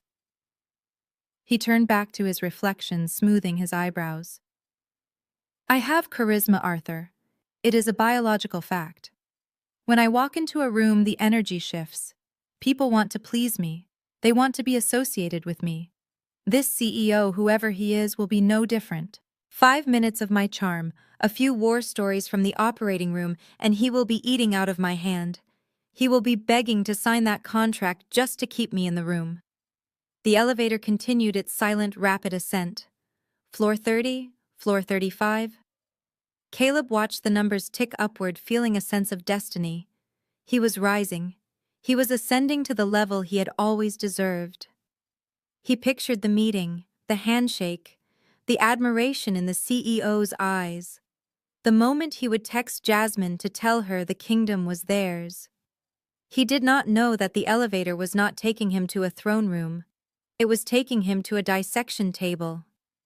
He did not know that the data Dr. Lewis was so terrified of had already been analyzed, categorized, and weaponized. He thought his charisma was a shield. He did not realize that to the woman waiting on the 45th floor, his charm was just another symptom of the disease she was about to cure. "Do not worry, Arthur," Caleb said as the elevator slowed for the final stop. "Just let me do the talking. By noon we will own this place." The bell chimed softly. Floor 45. The doors began to open. Caleb squared his shoulders, put on his winning smile, and stepped forward into the abyss. The elevator doors retracted with a hushed reverence, revealing a corridor that stretched out like the nave of a modern cathedral. The air here was thinner, cooler, and smelled of ozone and absolute power. The floor was a single, seamless slab of polished gray stone that reflected the recessed lighting above. On the walls, framed in heavy silver, were patents, dozens of them. They were not just pieces of paper. They were declarations of ownership over the future of medicine. Caleb stepped out his Italian leather shoes, making a sharp, authoritative click against the stone. He adjusted his jacket, ensuring the silhouette was perfect. He glanced at the framed documents as he walked, not with respect, but with a critical, appraising eye. United States Patent Number 894, Algorithmic Detection of Vascular Anomalies.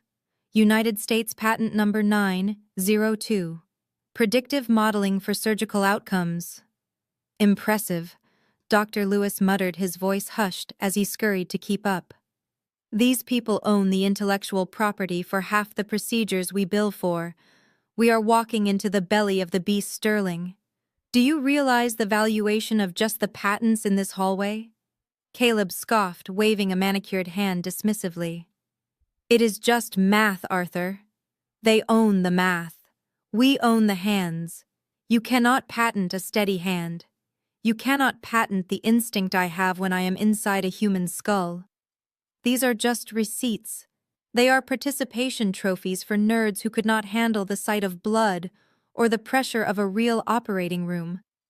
He stopped in front of a large framed photograph halfway down the hall. It was an artistic black and white shot of the company founder taken from a distance during a keynote speech. The figure was on a stage, silhouetted against a massive screen displaying complex nodes of data. The woman in the photo was wearing a sharp, tailored suit, her back straight, her hand raised as if conducting an orchestra. Her face was partially obscured by the dramatic stage lighting and the angle, but there was something about the posture, something about the rigid set of her shoulders that triggered a flicker of recognition in the back of Caleb's mind. He narrowed his eyes, leaning in closer to the glass. He knew that stance. He had seen that specific kind of defiance before.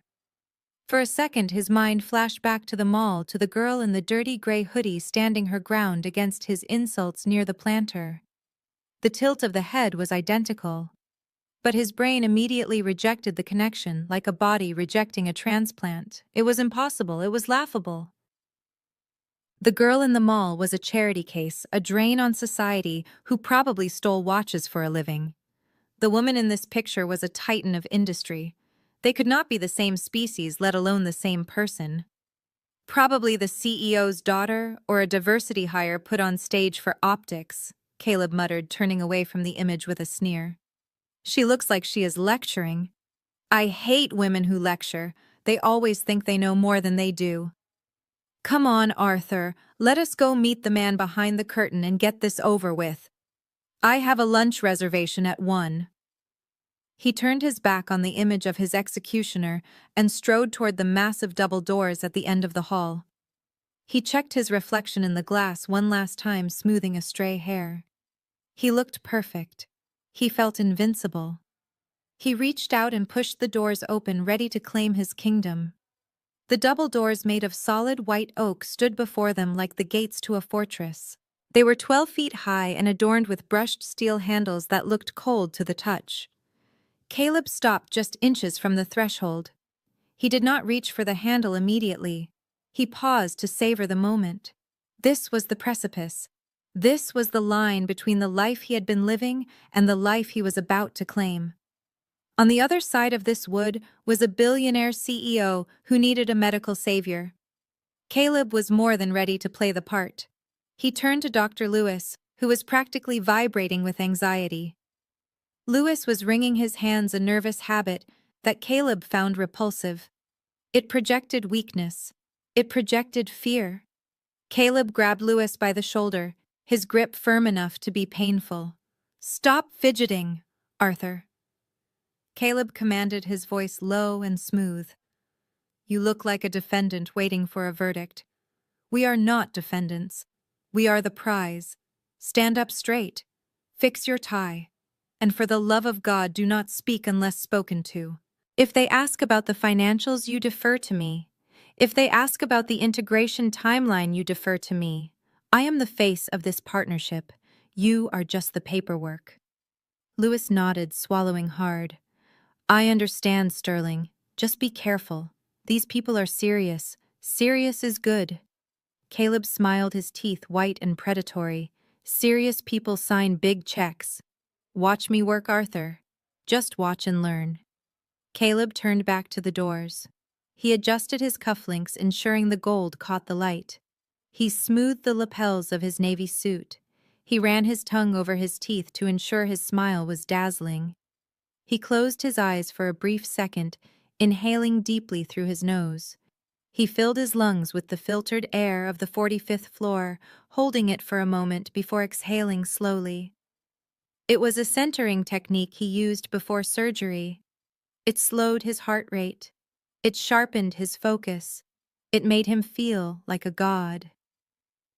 He reached out and gripped the cold steel handles. He did not knock. Not. Kings do not knock. He pushed. The heavy doors swung inward on silent hinges, revealing the inner sanctum. The room beyond was bathed in blinding natural light. 2 entire walls were floor-to-ceiling glass, offering a vertigo-inducing view of the Chicago skyline and the frozen expanse of Lake Michigan. The light bounced off the polished mahogany conference table that seemed to stretch on for miles. It was a room designed to intimidate. It was a room designed to make visitors feel small. But Caleb did not feel small. He felt expansive. He felt like he had finally found a stage big enough for his talent. He stepped across the threshold, his chin raised high. He walked with a swagger that said, "I have arrived." He did not look around nervously. He scanned the room with a proprietary air, taking ownership of the space before he had even introduced himself. He was ready to deliver the performance of his life. He was ready to charm, to manipulate, and to conquer. He opened his mouth to speak his opening line, already polished and ready on his tongue. The heavy oak doors clicked shut behind them, sealing the room in a vacuum of silence. The conference room was cavernous, a cathedral of glass and steel, suspended 45 stories above the frozen streets of Chicago. The morning sun blasted through the floor-to-ceiling windows, turning the entire space into a blinding box of white light. It was designed to make anyone standing at the entrance feel small, exposed, and vulnerable. But Caleb did not feel small. He felt like he was walking onto a stage that had finally been built to his specifications. He strode across the plush carpet, the heels of his Italian boots sinking deep into the wool. The table was a long expanse of polished mahogany, reflecting the skyline like a dark mirror. At the very far end of that table, silhouetted against the blinding backdrop of the snowy city, sat a single high-backed leather chair. It was turned away from them, facing the window. Caleb suppressed a smirk. The theatrics were almost charming in their cliché. He assumed the CEO was playing a power game, trying to intimidate him with silence and a dramatic view. He imagined an old man sitting there stroking a cat or swirling a brandy snifter like a villain in a bad movie. It was pathetic, really. Real power did not need props. Real power was walking into a room and owning it, which was exactly what Caleb intended to do. He nudged Dr. Lewis, who had frozen a few steps inside the door. "Keep moving. Arthur," Caleb whispered, his voice a low hiss. "Do not look so terrified. It is just a chair." They approached the end of the table, stopping 10 feet away from the silent figure. Caleb adjusted his cufflinks, standing with his feet shoulder-width apart, a stance he had practiced in the mirror to project dominance. He waited for the chair to turn. He waited for the old man to spin around and be dazzled by his presence. But the chair did not move. The figure remained still, staring out at the white void of the lake. Dr. Lewis could not take the silence any longer. He cleared his throat, a nervous, dry sound that echoed in the vast room. He bowed his head slightly, a reflex of submission to the financial authority this room represented. "Madam Chairwoman," Dr. Lewis said, his voice trembling slightly. "We have arrived. I am Dr. Arthur Lewis, the hospital administrator, and this is Dr. Caleb Sterling, our chief of neurosurgery. We are honored that you have taken the time to meet with us personally." Caleb blinked. "Madam Chairwoman." So, it was a woman. The image of the old man in the turtleneck vanished, replaced instantly by a new strategy. A woman was even better. He knew how to handle women. He had charmed his way into Jasmine's bed and her family's good graces with nothing but a smile and a few compliments. If the CEO was a woman, she would be susceptible to his looks, his confidence, and his alpha energy. He relaxed his shoulders slightly, shifting his weight to one hip. This was going to be easier than he thought. He would play the charming rogue, the brilliant but dangerous surgeon. She would be eating out of his hand before the coffee was served. He stepped forward, cutting in front of Dr. Lewis. He pitched his voice to be deep, smooth, and commanding. "A pleasure to meet you, Madam Chair," he said, injecting a warm familiarity into the formal title. "You have a magnificent view. But I must say, looking at a frozen city is far less interesting than looking at the future of medicine, which is exactly what Dr. Lewis and I have brought you today. Why do we not turn that chair around so we can start making history together?" He smiled, his winning smile, waiting for the turn.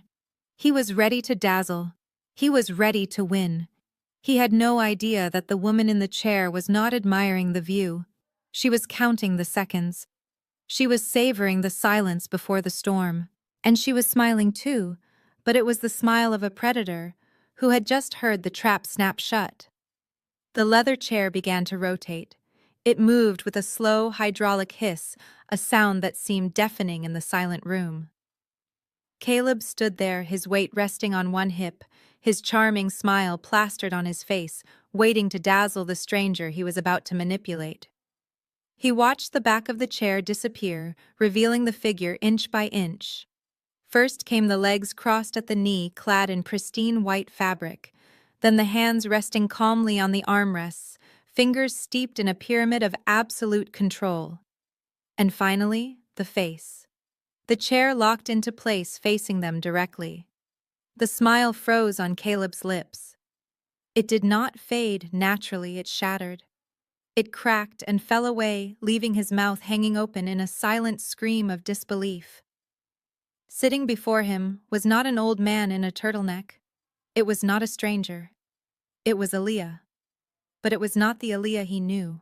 It was not the woman in the oversized gray hoodie he had mocked at the mall just 2 days ago. It was not the sister he had accused of being a shoplifter. This woman was a stranger wearing his victim's face. She was wearing a tailored white suit that fit her like a second skin, the sharp lines of the blazer accentuating her posture.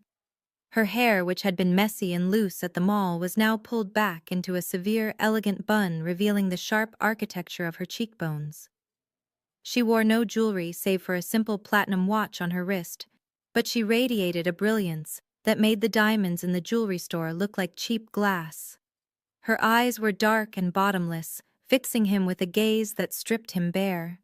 There was no warmth in them, no family recognition. Only the cold, clinical detachment of a surgeon looking at a tumor she was about to excise. Caleb felt his world tilt on its axis. His brain scrambled to make sense of the visual input. It was a glitch in the matrix. A hallucination brought on by stress. This could not be Aaliyah. Aaliyah was poor. Aaliyah was a failure. Aaliyah was the dirt on his shoe. This woman was a queen sitting on a throne of steel and glass, looking down at him as if he were an insect. He blinked rapid and hard, trying to clear his vision. But she did not disappear. She did not transform back into the girl in the hoodie. She just sat there watching him panic. He felt the blood drain from his face, pooling in his feet, leaving him lightheaded.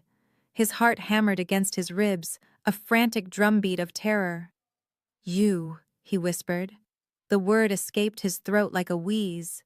It was not a question. It was a confession of impossibility.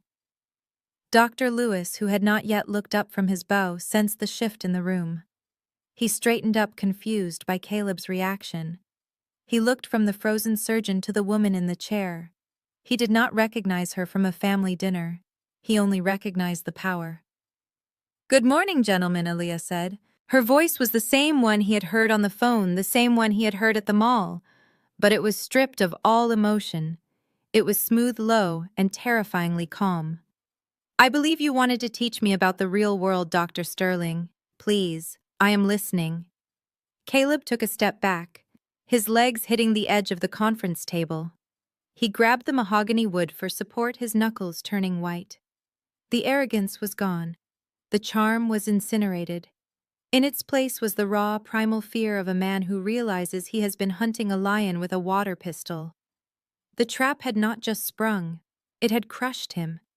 And Aaliyah was just sitting there watching him bleed. A sound tore its way out of Caleb's throat. It was a laugh, but it sounded like glass breaking in a garbage disposal. It was a jagged, frantic noise that bounced off the glass walls and died in the thick carpet. His brain had hit a wall. It simply refused to process the image in front of him. The cognitive dissonance was so violent it physically staggered him. He looked at the woman in the white suit, and his mind superimposed the image of the girl in the hoodie. They could not be the same. The laws of physics in his universe did not allow for the peasant to be the queen. Therefore, this was a trick. It was a prank. It was a lie. "This is rich." Caleb sputtered, his face twisting into a mask of incredulous fury. "This is absolutely rich. Is this a joke? Did Jasmine put you up to this? Is this some kind of twisted role-play game you people play?" He took a step forward, pointing a trembling finger at her face. "Get out of that chair," he barked, his voice cracking. "Get up right now before you ruin the leather." "Who let you in here? Did you sneak in with the cleaning crew? Is that it? You stole a suit and snuck past security to try and embarrass me. You are psychotic. You are actually mentally unstable." He spun around, looking wildly at the closed oak doors, screaming at the wood. "Security! Get in here! We have an intruder! We have a trespasser in the executive suite! Some homeless woman has broken in and is refusing to leave. Someone get the police! I want her arrested! I want her dragged out of here in handcuffs!" He turned back to Aaliyah, his eyes bulging with manic energy. "You have made a big mistake, Aaliyah. A huge mistake. You think you can just walk into a place like this and pretend to be somebody? You are nothing. You are a thief. You are a leech. And now you are going to jail." He reached for his phone, fumbling with the device to dial 911. "I am calling the cops myself. I am going to make sure they lock you up for a long time." Suddenly, a hand clamped down on his arm. It was not a gentle touch. It was a desperate, clawing grip. Dr. Lewis yanked him back with enough force to nearly knock him off balance. Caleb spun around, ready to lash out, but the look on the older man's face stopped him cold. Dr. Lewis was not angry. He was gray. All the blood had drained from his face, leaving him looking like a corpse that had been fished out of the river. His eyes were wide with terror, and he was shaking so hard his teeth were almost chattering. "Shut up, Dr. Lewis," hissed his voice a strangled whisper. "For the love of God, Sterling, shut your mouth! Let go of me!" "Arthur," Caleb snapped, trying to shake him off. "Can you not see what is happening? This is her, the sister, the failure," she broke in. "We need to call security before she steals something." "You idiot," Lewis screamed, the sound tearing at his throat. He pointed a shaking hand toward the wall behind the desk, where a massive patent was framed in gold. "Look at the name Sterling. Look at the damn name on the wall." Caleb frowned, looking past Aaliyah's shoulder. He squinted at the document. "United States Patent. Assignee Vanguard Health Solutions. Inventor Aaliyah Vance." The words swam before his eyes. Inventor Aaliyah Vance. "She is not the cleaning lady." Lewis sobbed, his voice breaking with despair. "She is the founder. She is the CEO. She is Vanguard. You just called the owner of the building a trespasser, you absolute moron. We are dead. We are absolutely dead." The phone slipped from Caleb's fingers. It hit the carpet with a dull thud. The silence that followed was heavy enough to crush a man. Caleb looked from the patent to the woman in the chair. The laugh was gone. The anger was gone. The world he thought he controlled dissolved into mist, leaving him standing on the edge of a cliff he had not even seen coming. I did not rise from my chair. I did not offer him a hand to shake. I did not even blink. I simply sat there, encased in the white suit that cost more than his car, watching the realization wash over him like a bucket of ice water. The silence in the room was absolute. It was the kind of silence that happens after a bomb goes off, but before the dust settles. Caleb stood frozen, his eyes darting between my face and the patent on the wall, his mouth opening and closing like a fish on a dock. I slowly extended one hand, the movement deliberate and smooth. I did not point at him. I pointed to the center of the mahogany table. Lying there alone in the vast expanse of polished wood was the black leather portfolio I had printed the night before. It looked small in the massive room, but we both knew it was heavy. It contained the weight of his entire life. "Dr. Sterling." I said, my voice soft, but carrying to the back of the room without effort. "You spent a lot of time 2 days ago explaining to my sister exactly what you thought of me. You called me a disgrace. You called me a pollutant. You said I was bringing down the family name with my presence. You looked at my clothes and you saw a failure. You looked at my face and you saw a thief." I leaned forward slightly, resting my chin on my steeped fingers. "I find that fascinating, Caleb.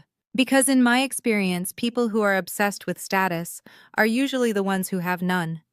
And people who are quick to call others thieves are usually the ones with something in their pockets that does not belong to them." Caleb swallowed hard, his Adam's apple bobbing in his throat.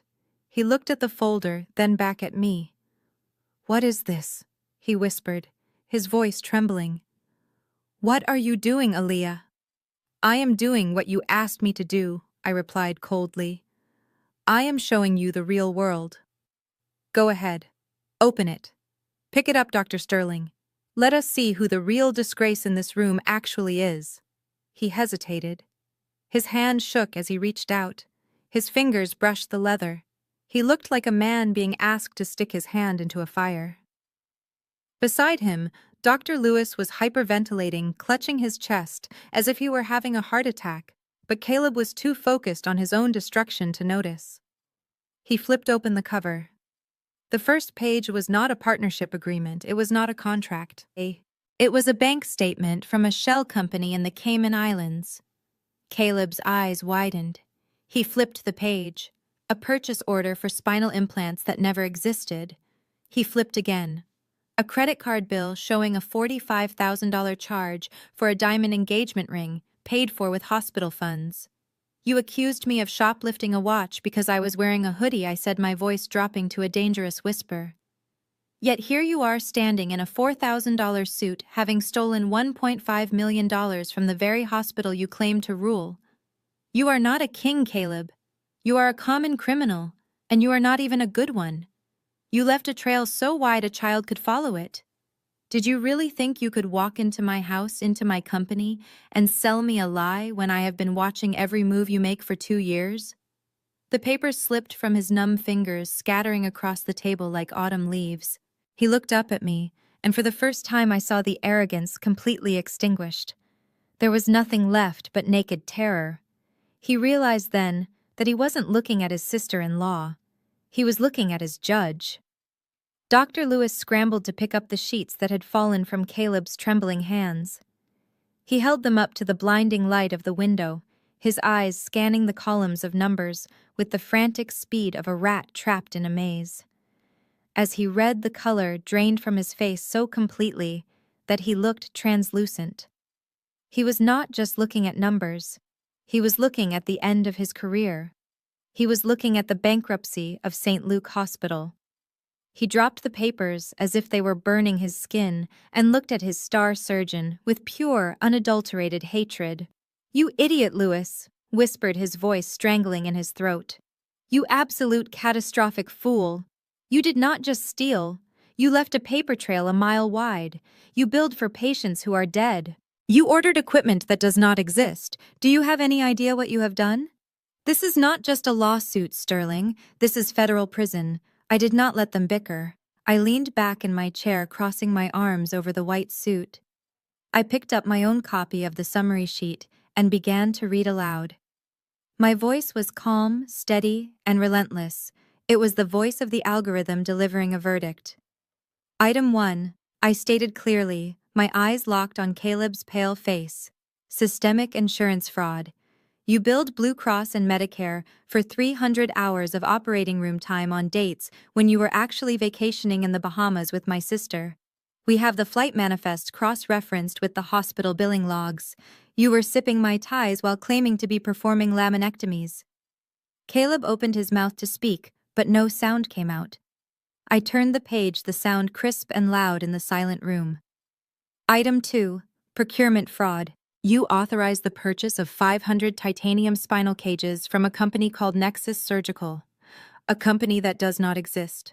The corporate registration leads to a P.O. box in Gary, Indiana, that is registered to your personal Gmail account. You bought inventory from yourself, Caleb, and you paid for it with hospital funds. That is embezzlement 101. I flipped to the next page. This was the one that would bury him. Item 3. Illegal kickbacks. You accepted direct wire transfers from Pharmaceutical X in exchange for prescribing their high addictive opioids over safer generics. That is not just theft, Caleb. That is trafficking.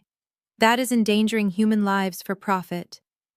And before you try to open your mouth and blame a nurse or an administrative assistant, let me direct your attention to the bottom of the page. I tapped the document with my index finger. Every single transaction was authorized using your unique digital signature.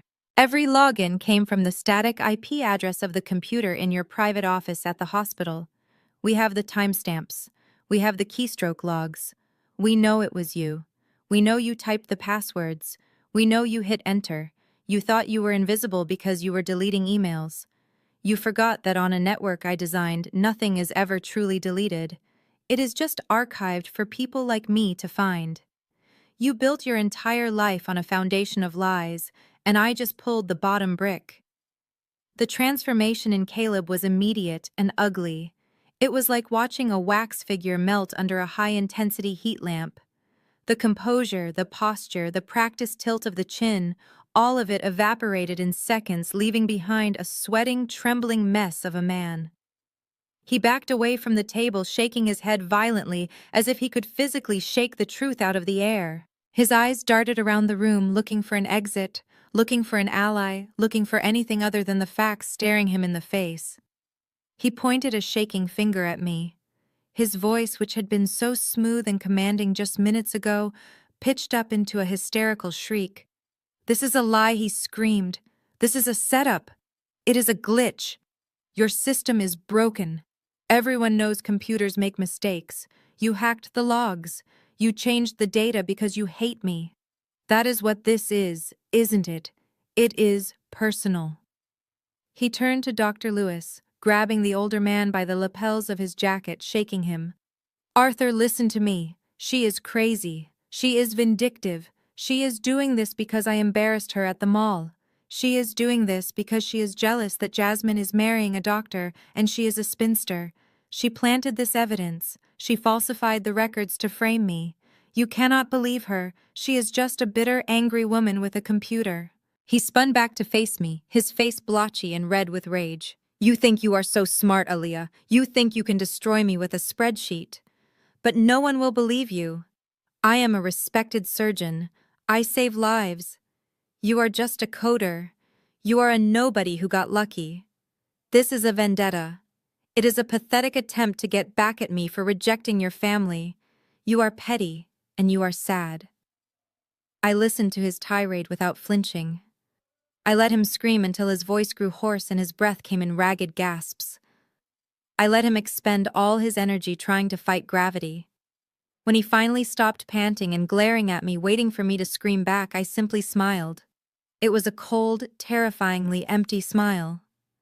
I stood up slowly, smoothing the front of my white blazer. I walked around the edge of the massive table, closing the distance between us. I stopped just out of reaching distance, looking at him with the curiosity of a scientist observing a specimen in a jar. You give yourself too much credit, Caleb, I said, my voice steady and cool. You think I built a billion-dollar infrastructure just to trap you. You think I wrote the most advanced algorithmic auditing system in the world just to settle a score about a coat and a bottle of wine? You are mistaking your own narcissism for my motivation. I gestured to the wall of servers visible through the glass partition in the hallway, where the blue lights pulsed rhythmically. My AI does not know how to hate, I said softly. It does not know jealousy. It does not care that you were rude to me at the mall. It does not care that you date my sister. It does not have feelings, Caleb. It only has functions. And its primary function is to identify truth. It found you not because I told it to look for you, but because you were the anomaly. You were the error in the code. You were the rot in the system. The machine did not frame you. It simply shined a light in the dark, and you happened to be the one standing there holding the stolen money. This is not personal vengeance. This is just data. And unlike you, the data never lies. The truth hit him like a physical blow. I watched the realization sink into his bones. The logic was airtight. The evidence was overwhelming. The walls of the glass box he was standing in seemed to close in on him. He looked at the papers scattered on the table, and then he looked at me. In that split second, the veneer of the civilized doctor vanished completely. The charm was gone. The arrogance was gone. All that remained was a cornered animal realizing the trap had no exit. His face contorted into a mask of pure, unadulterated hatred.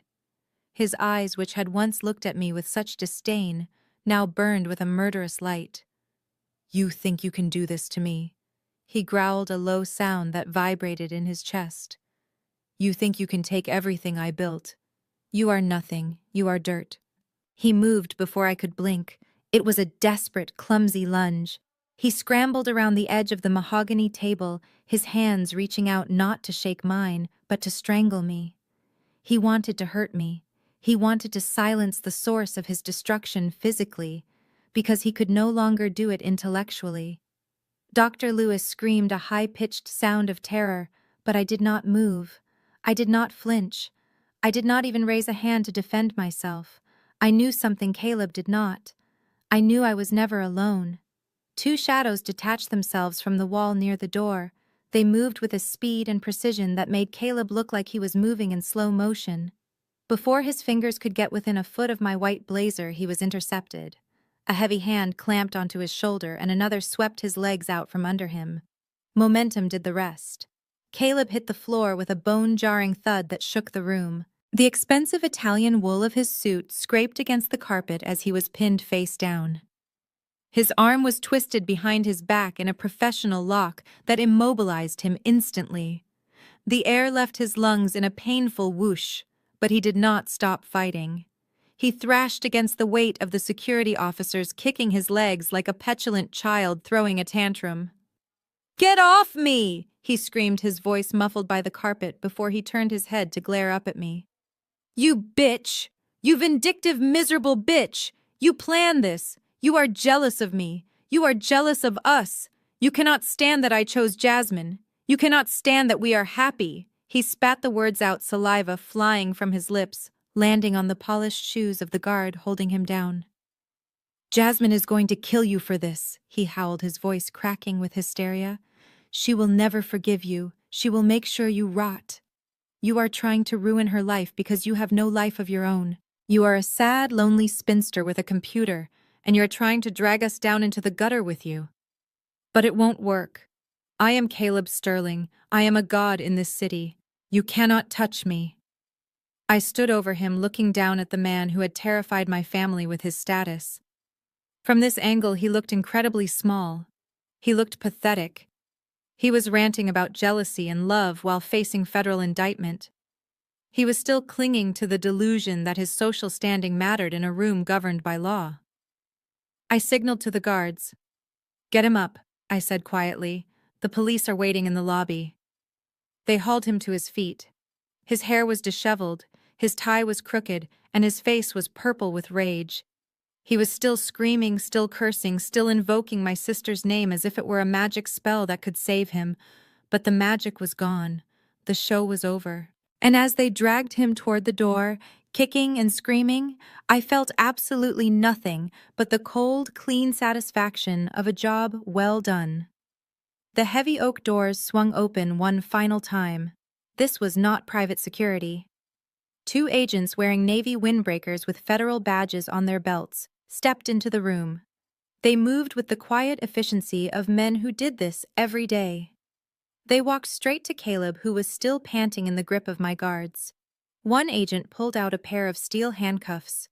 The metallic click as they ratcheted shut around Caleb's wrists was the loudest sound in the room. It was the sound of a life ending. "Caleb Sterling, you are under arrest for wire fraud, embezzlement, and racketeering." The agent recited, his voice flat and bored. Caleb slumped, his fight finally draining out of him as the reality of the metal biting into his skin took hold. I walked over to the wall panel near the window. I pressed a single button. The sheer automated blinds that had been filtering the harsh sunlight slowly retracted upward. The entire glass wall was now open, exposing us completely to the city below. I pointed down to the plaza. "Look, Caleb," I said softly. "I told you I wanted this to be a memorable day." Down on the sidewalk, a sea of cameras and satellite vans was waiting. I had tipped them off an hour ago. They were hungry for a scandal, and I was serving them the main course.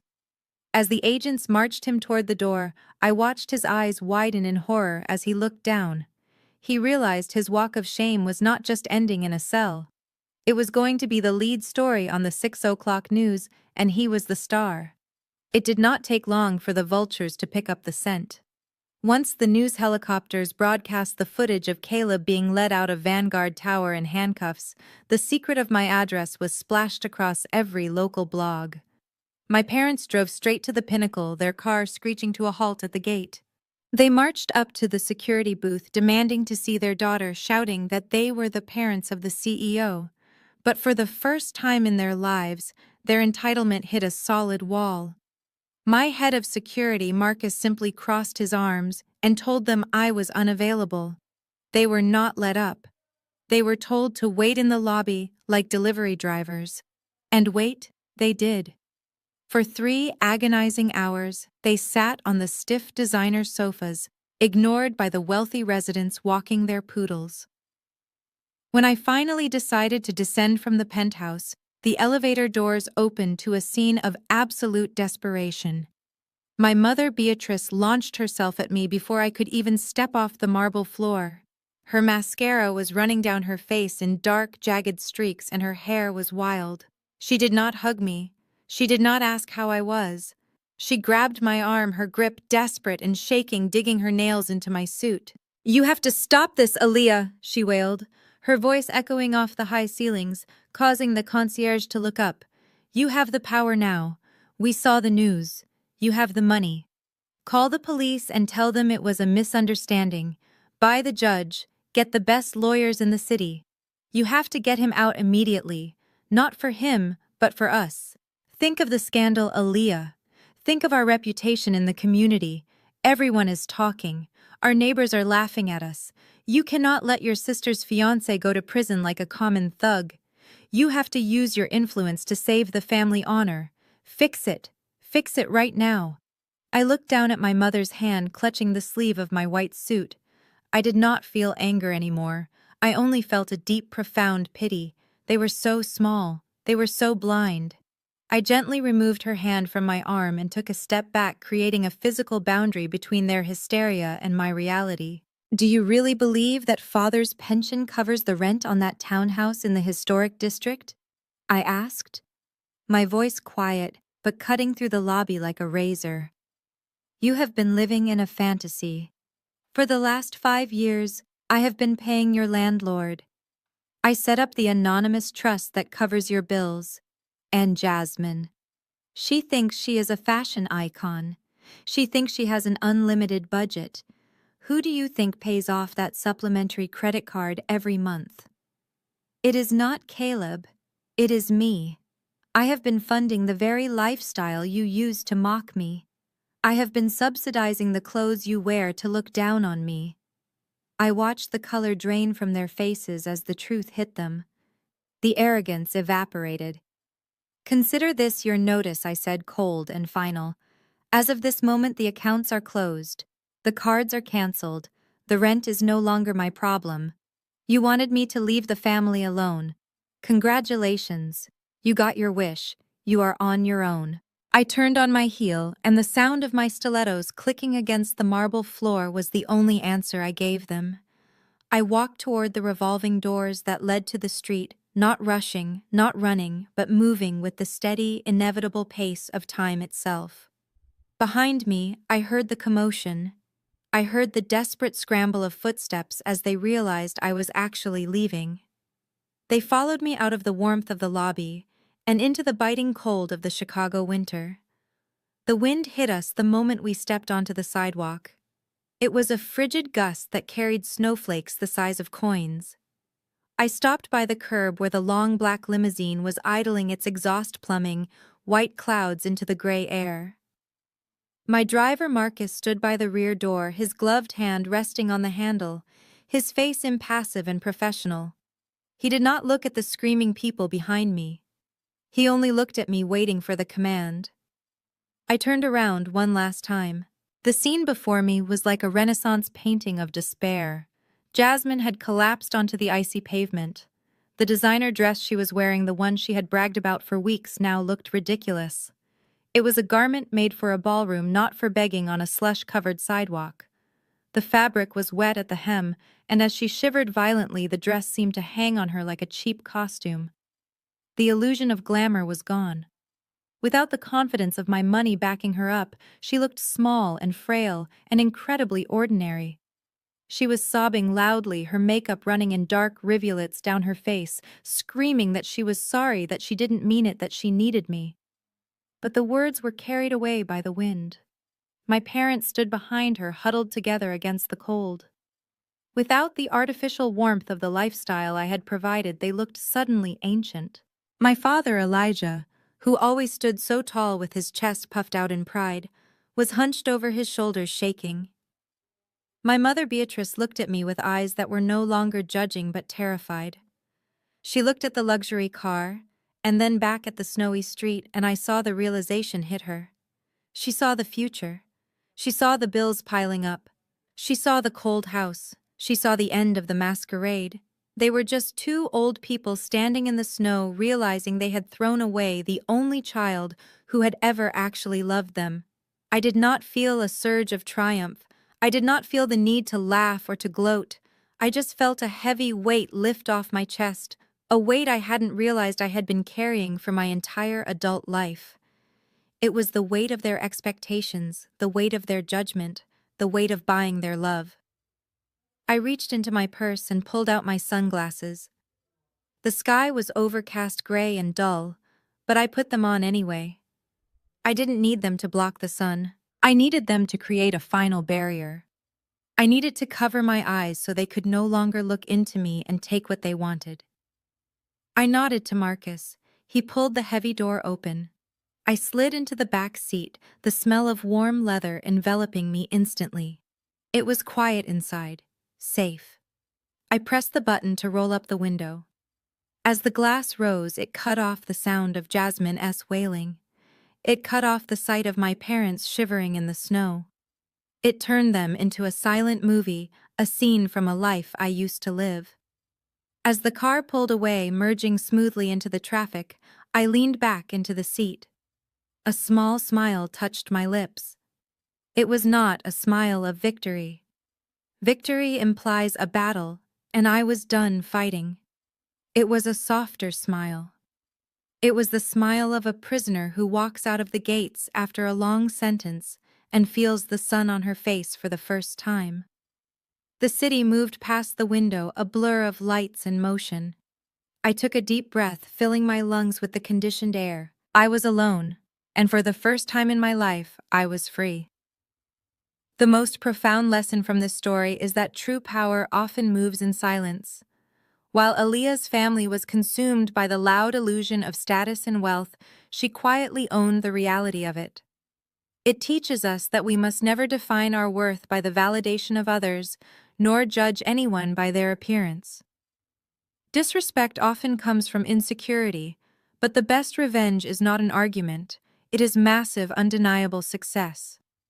Build your empire in the shadows, protect your peace, and let your results be the only noise that finally silences your doubters forever. If you are ready to let your success make the noise, hit that subscribe button and comment "Silent Victory" below to claim your power today.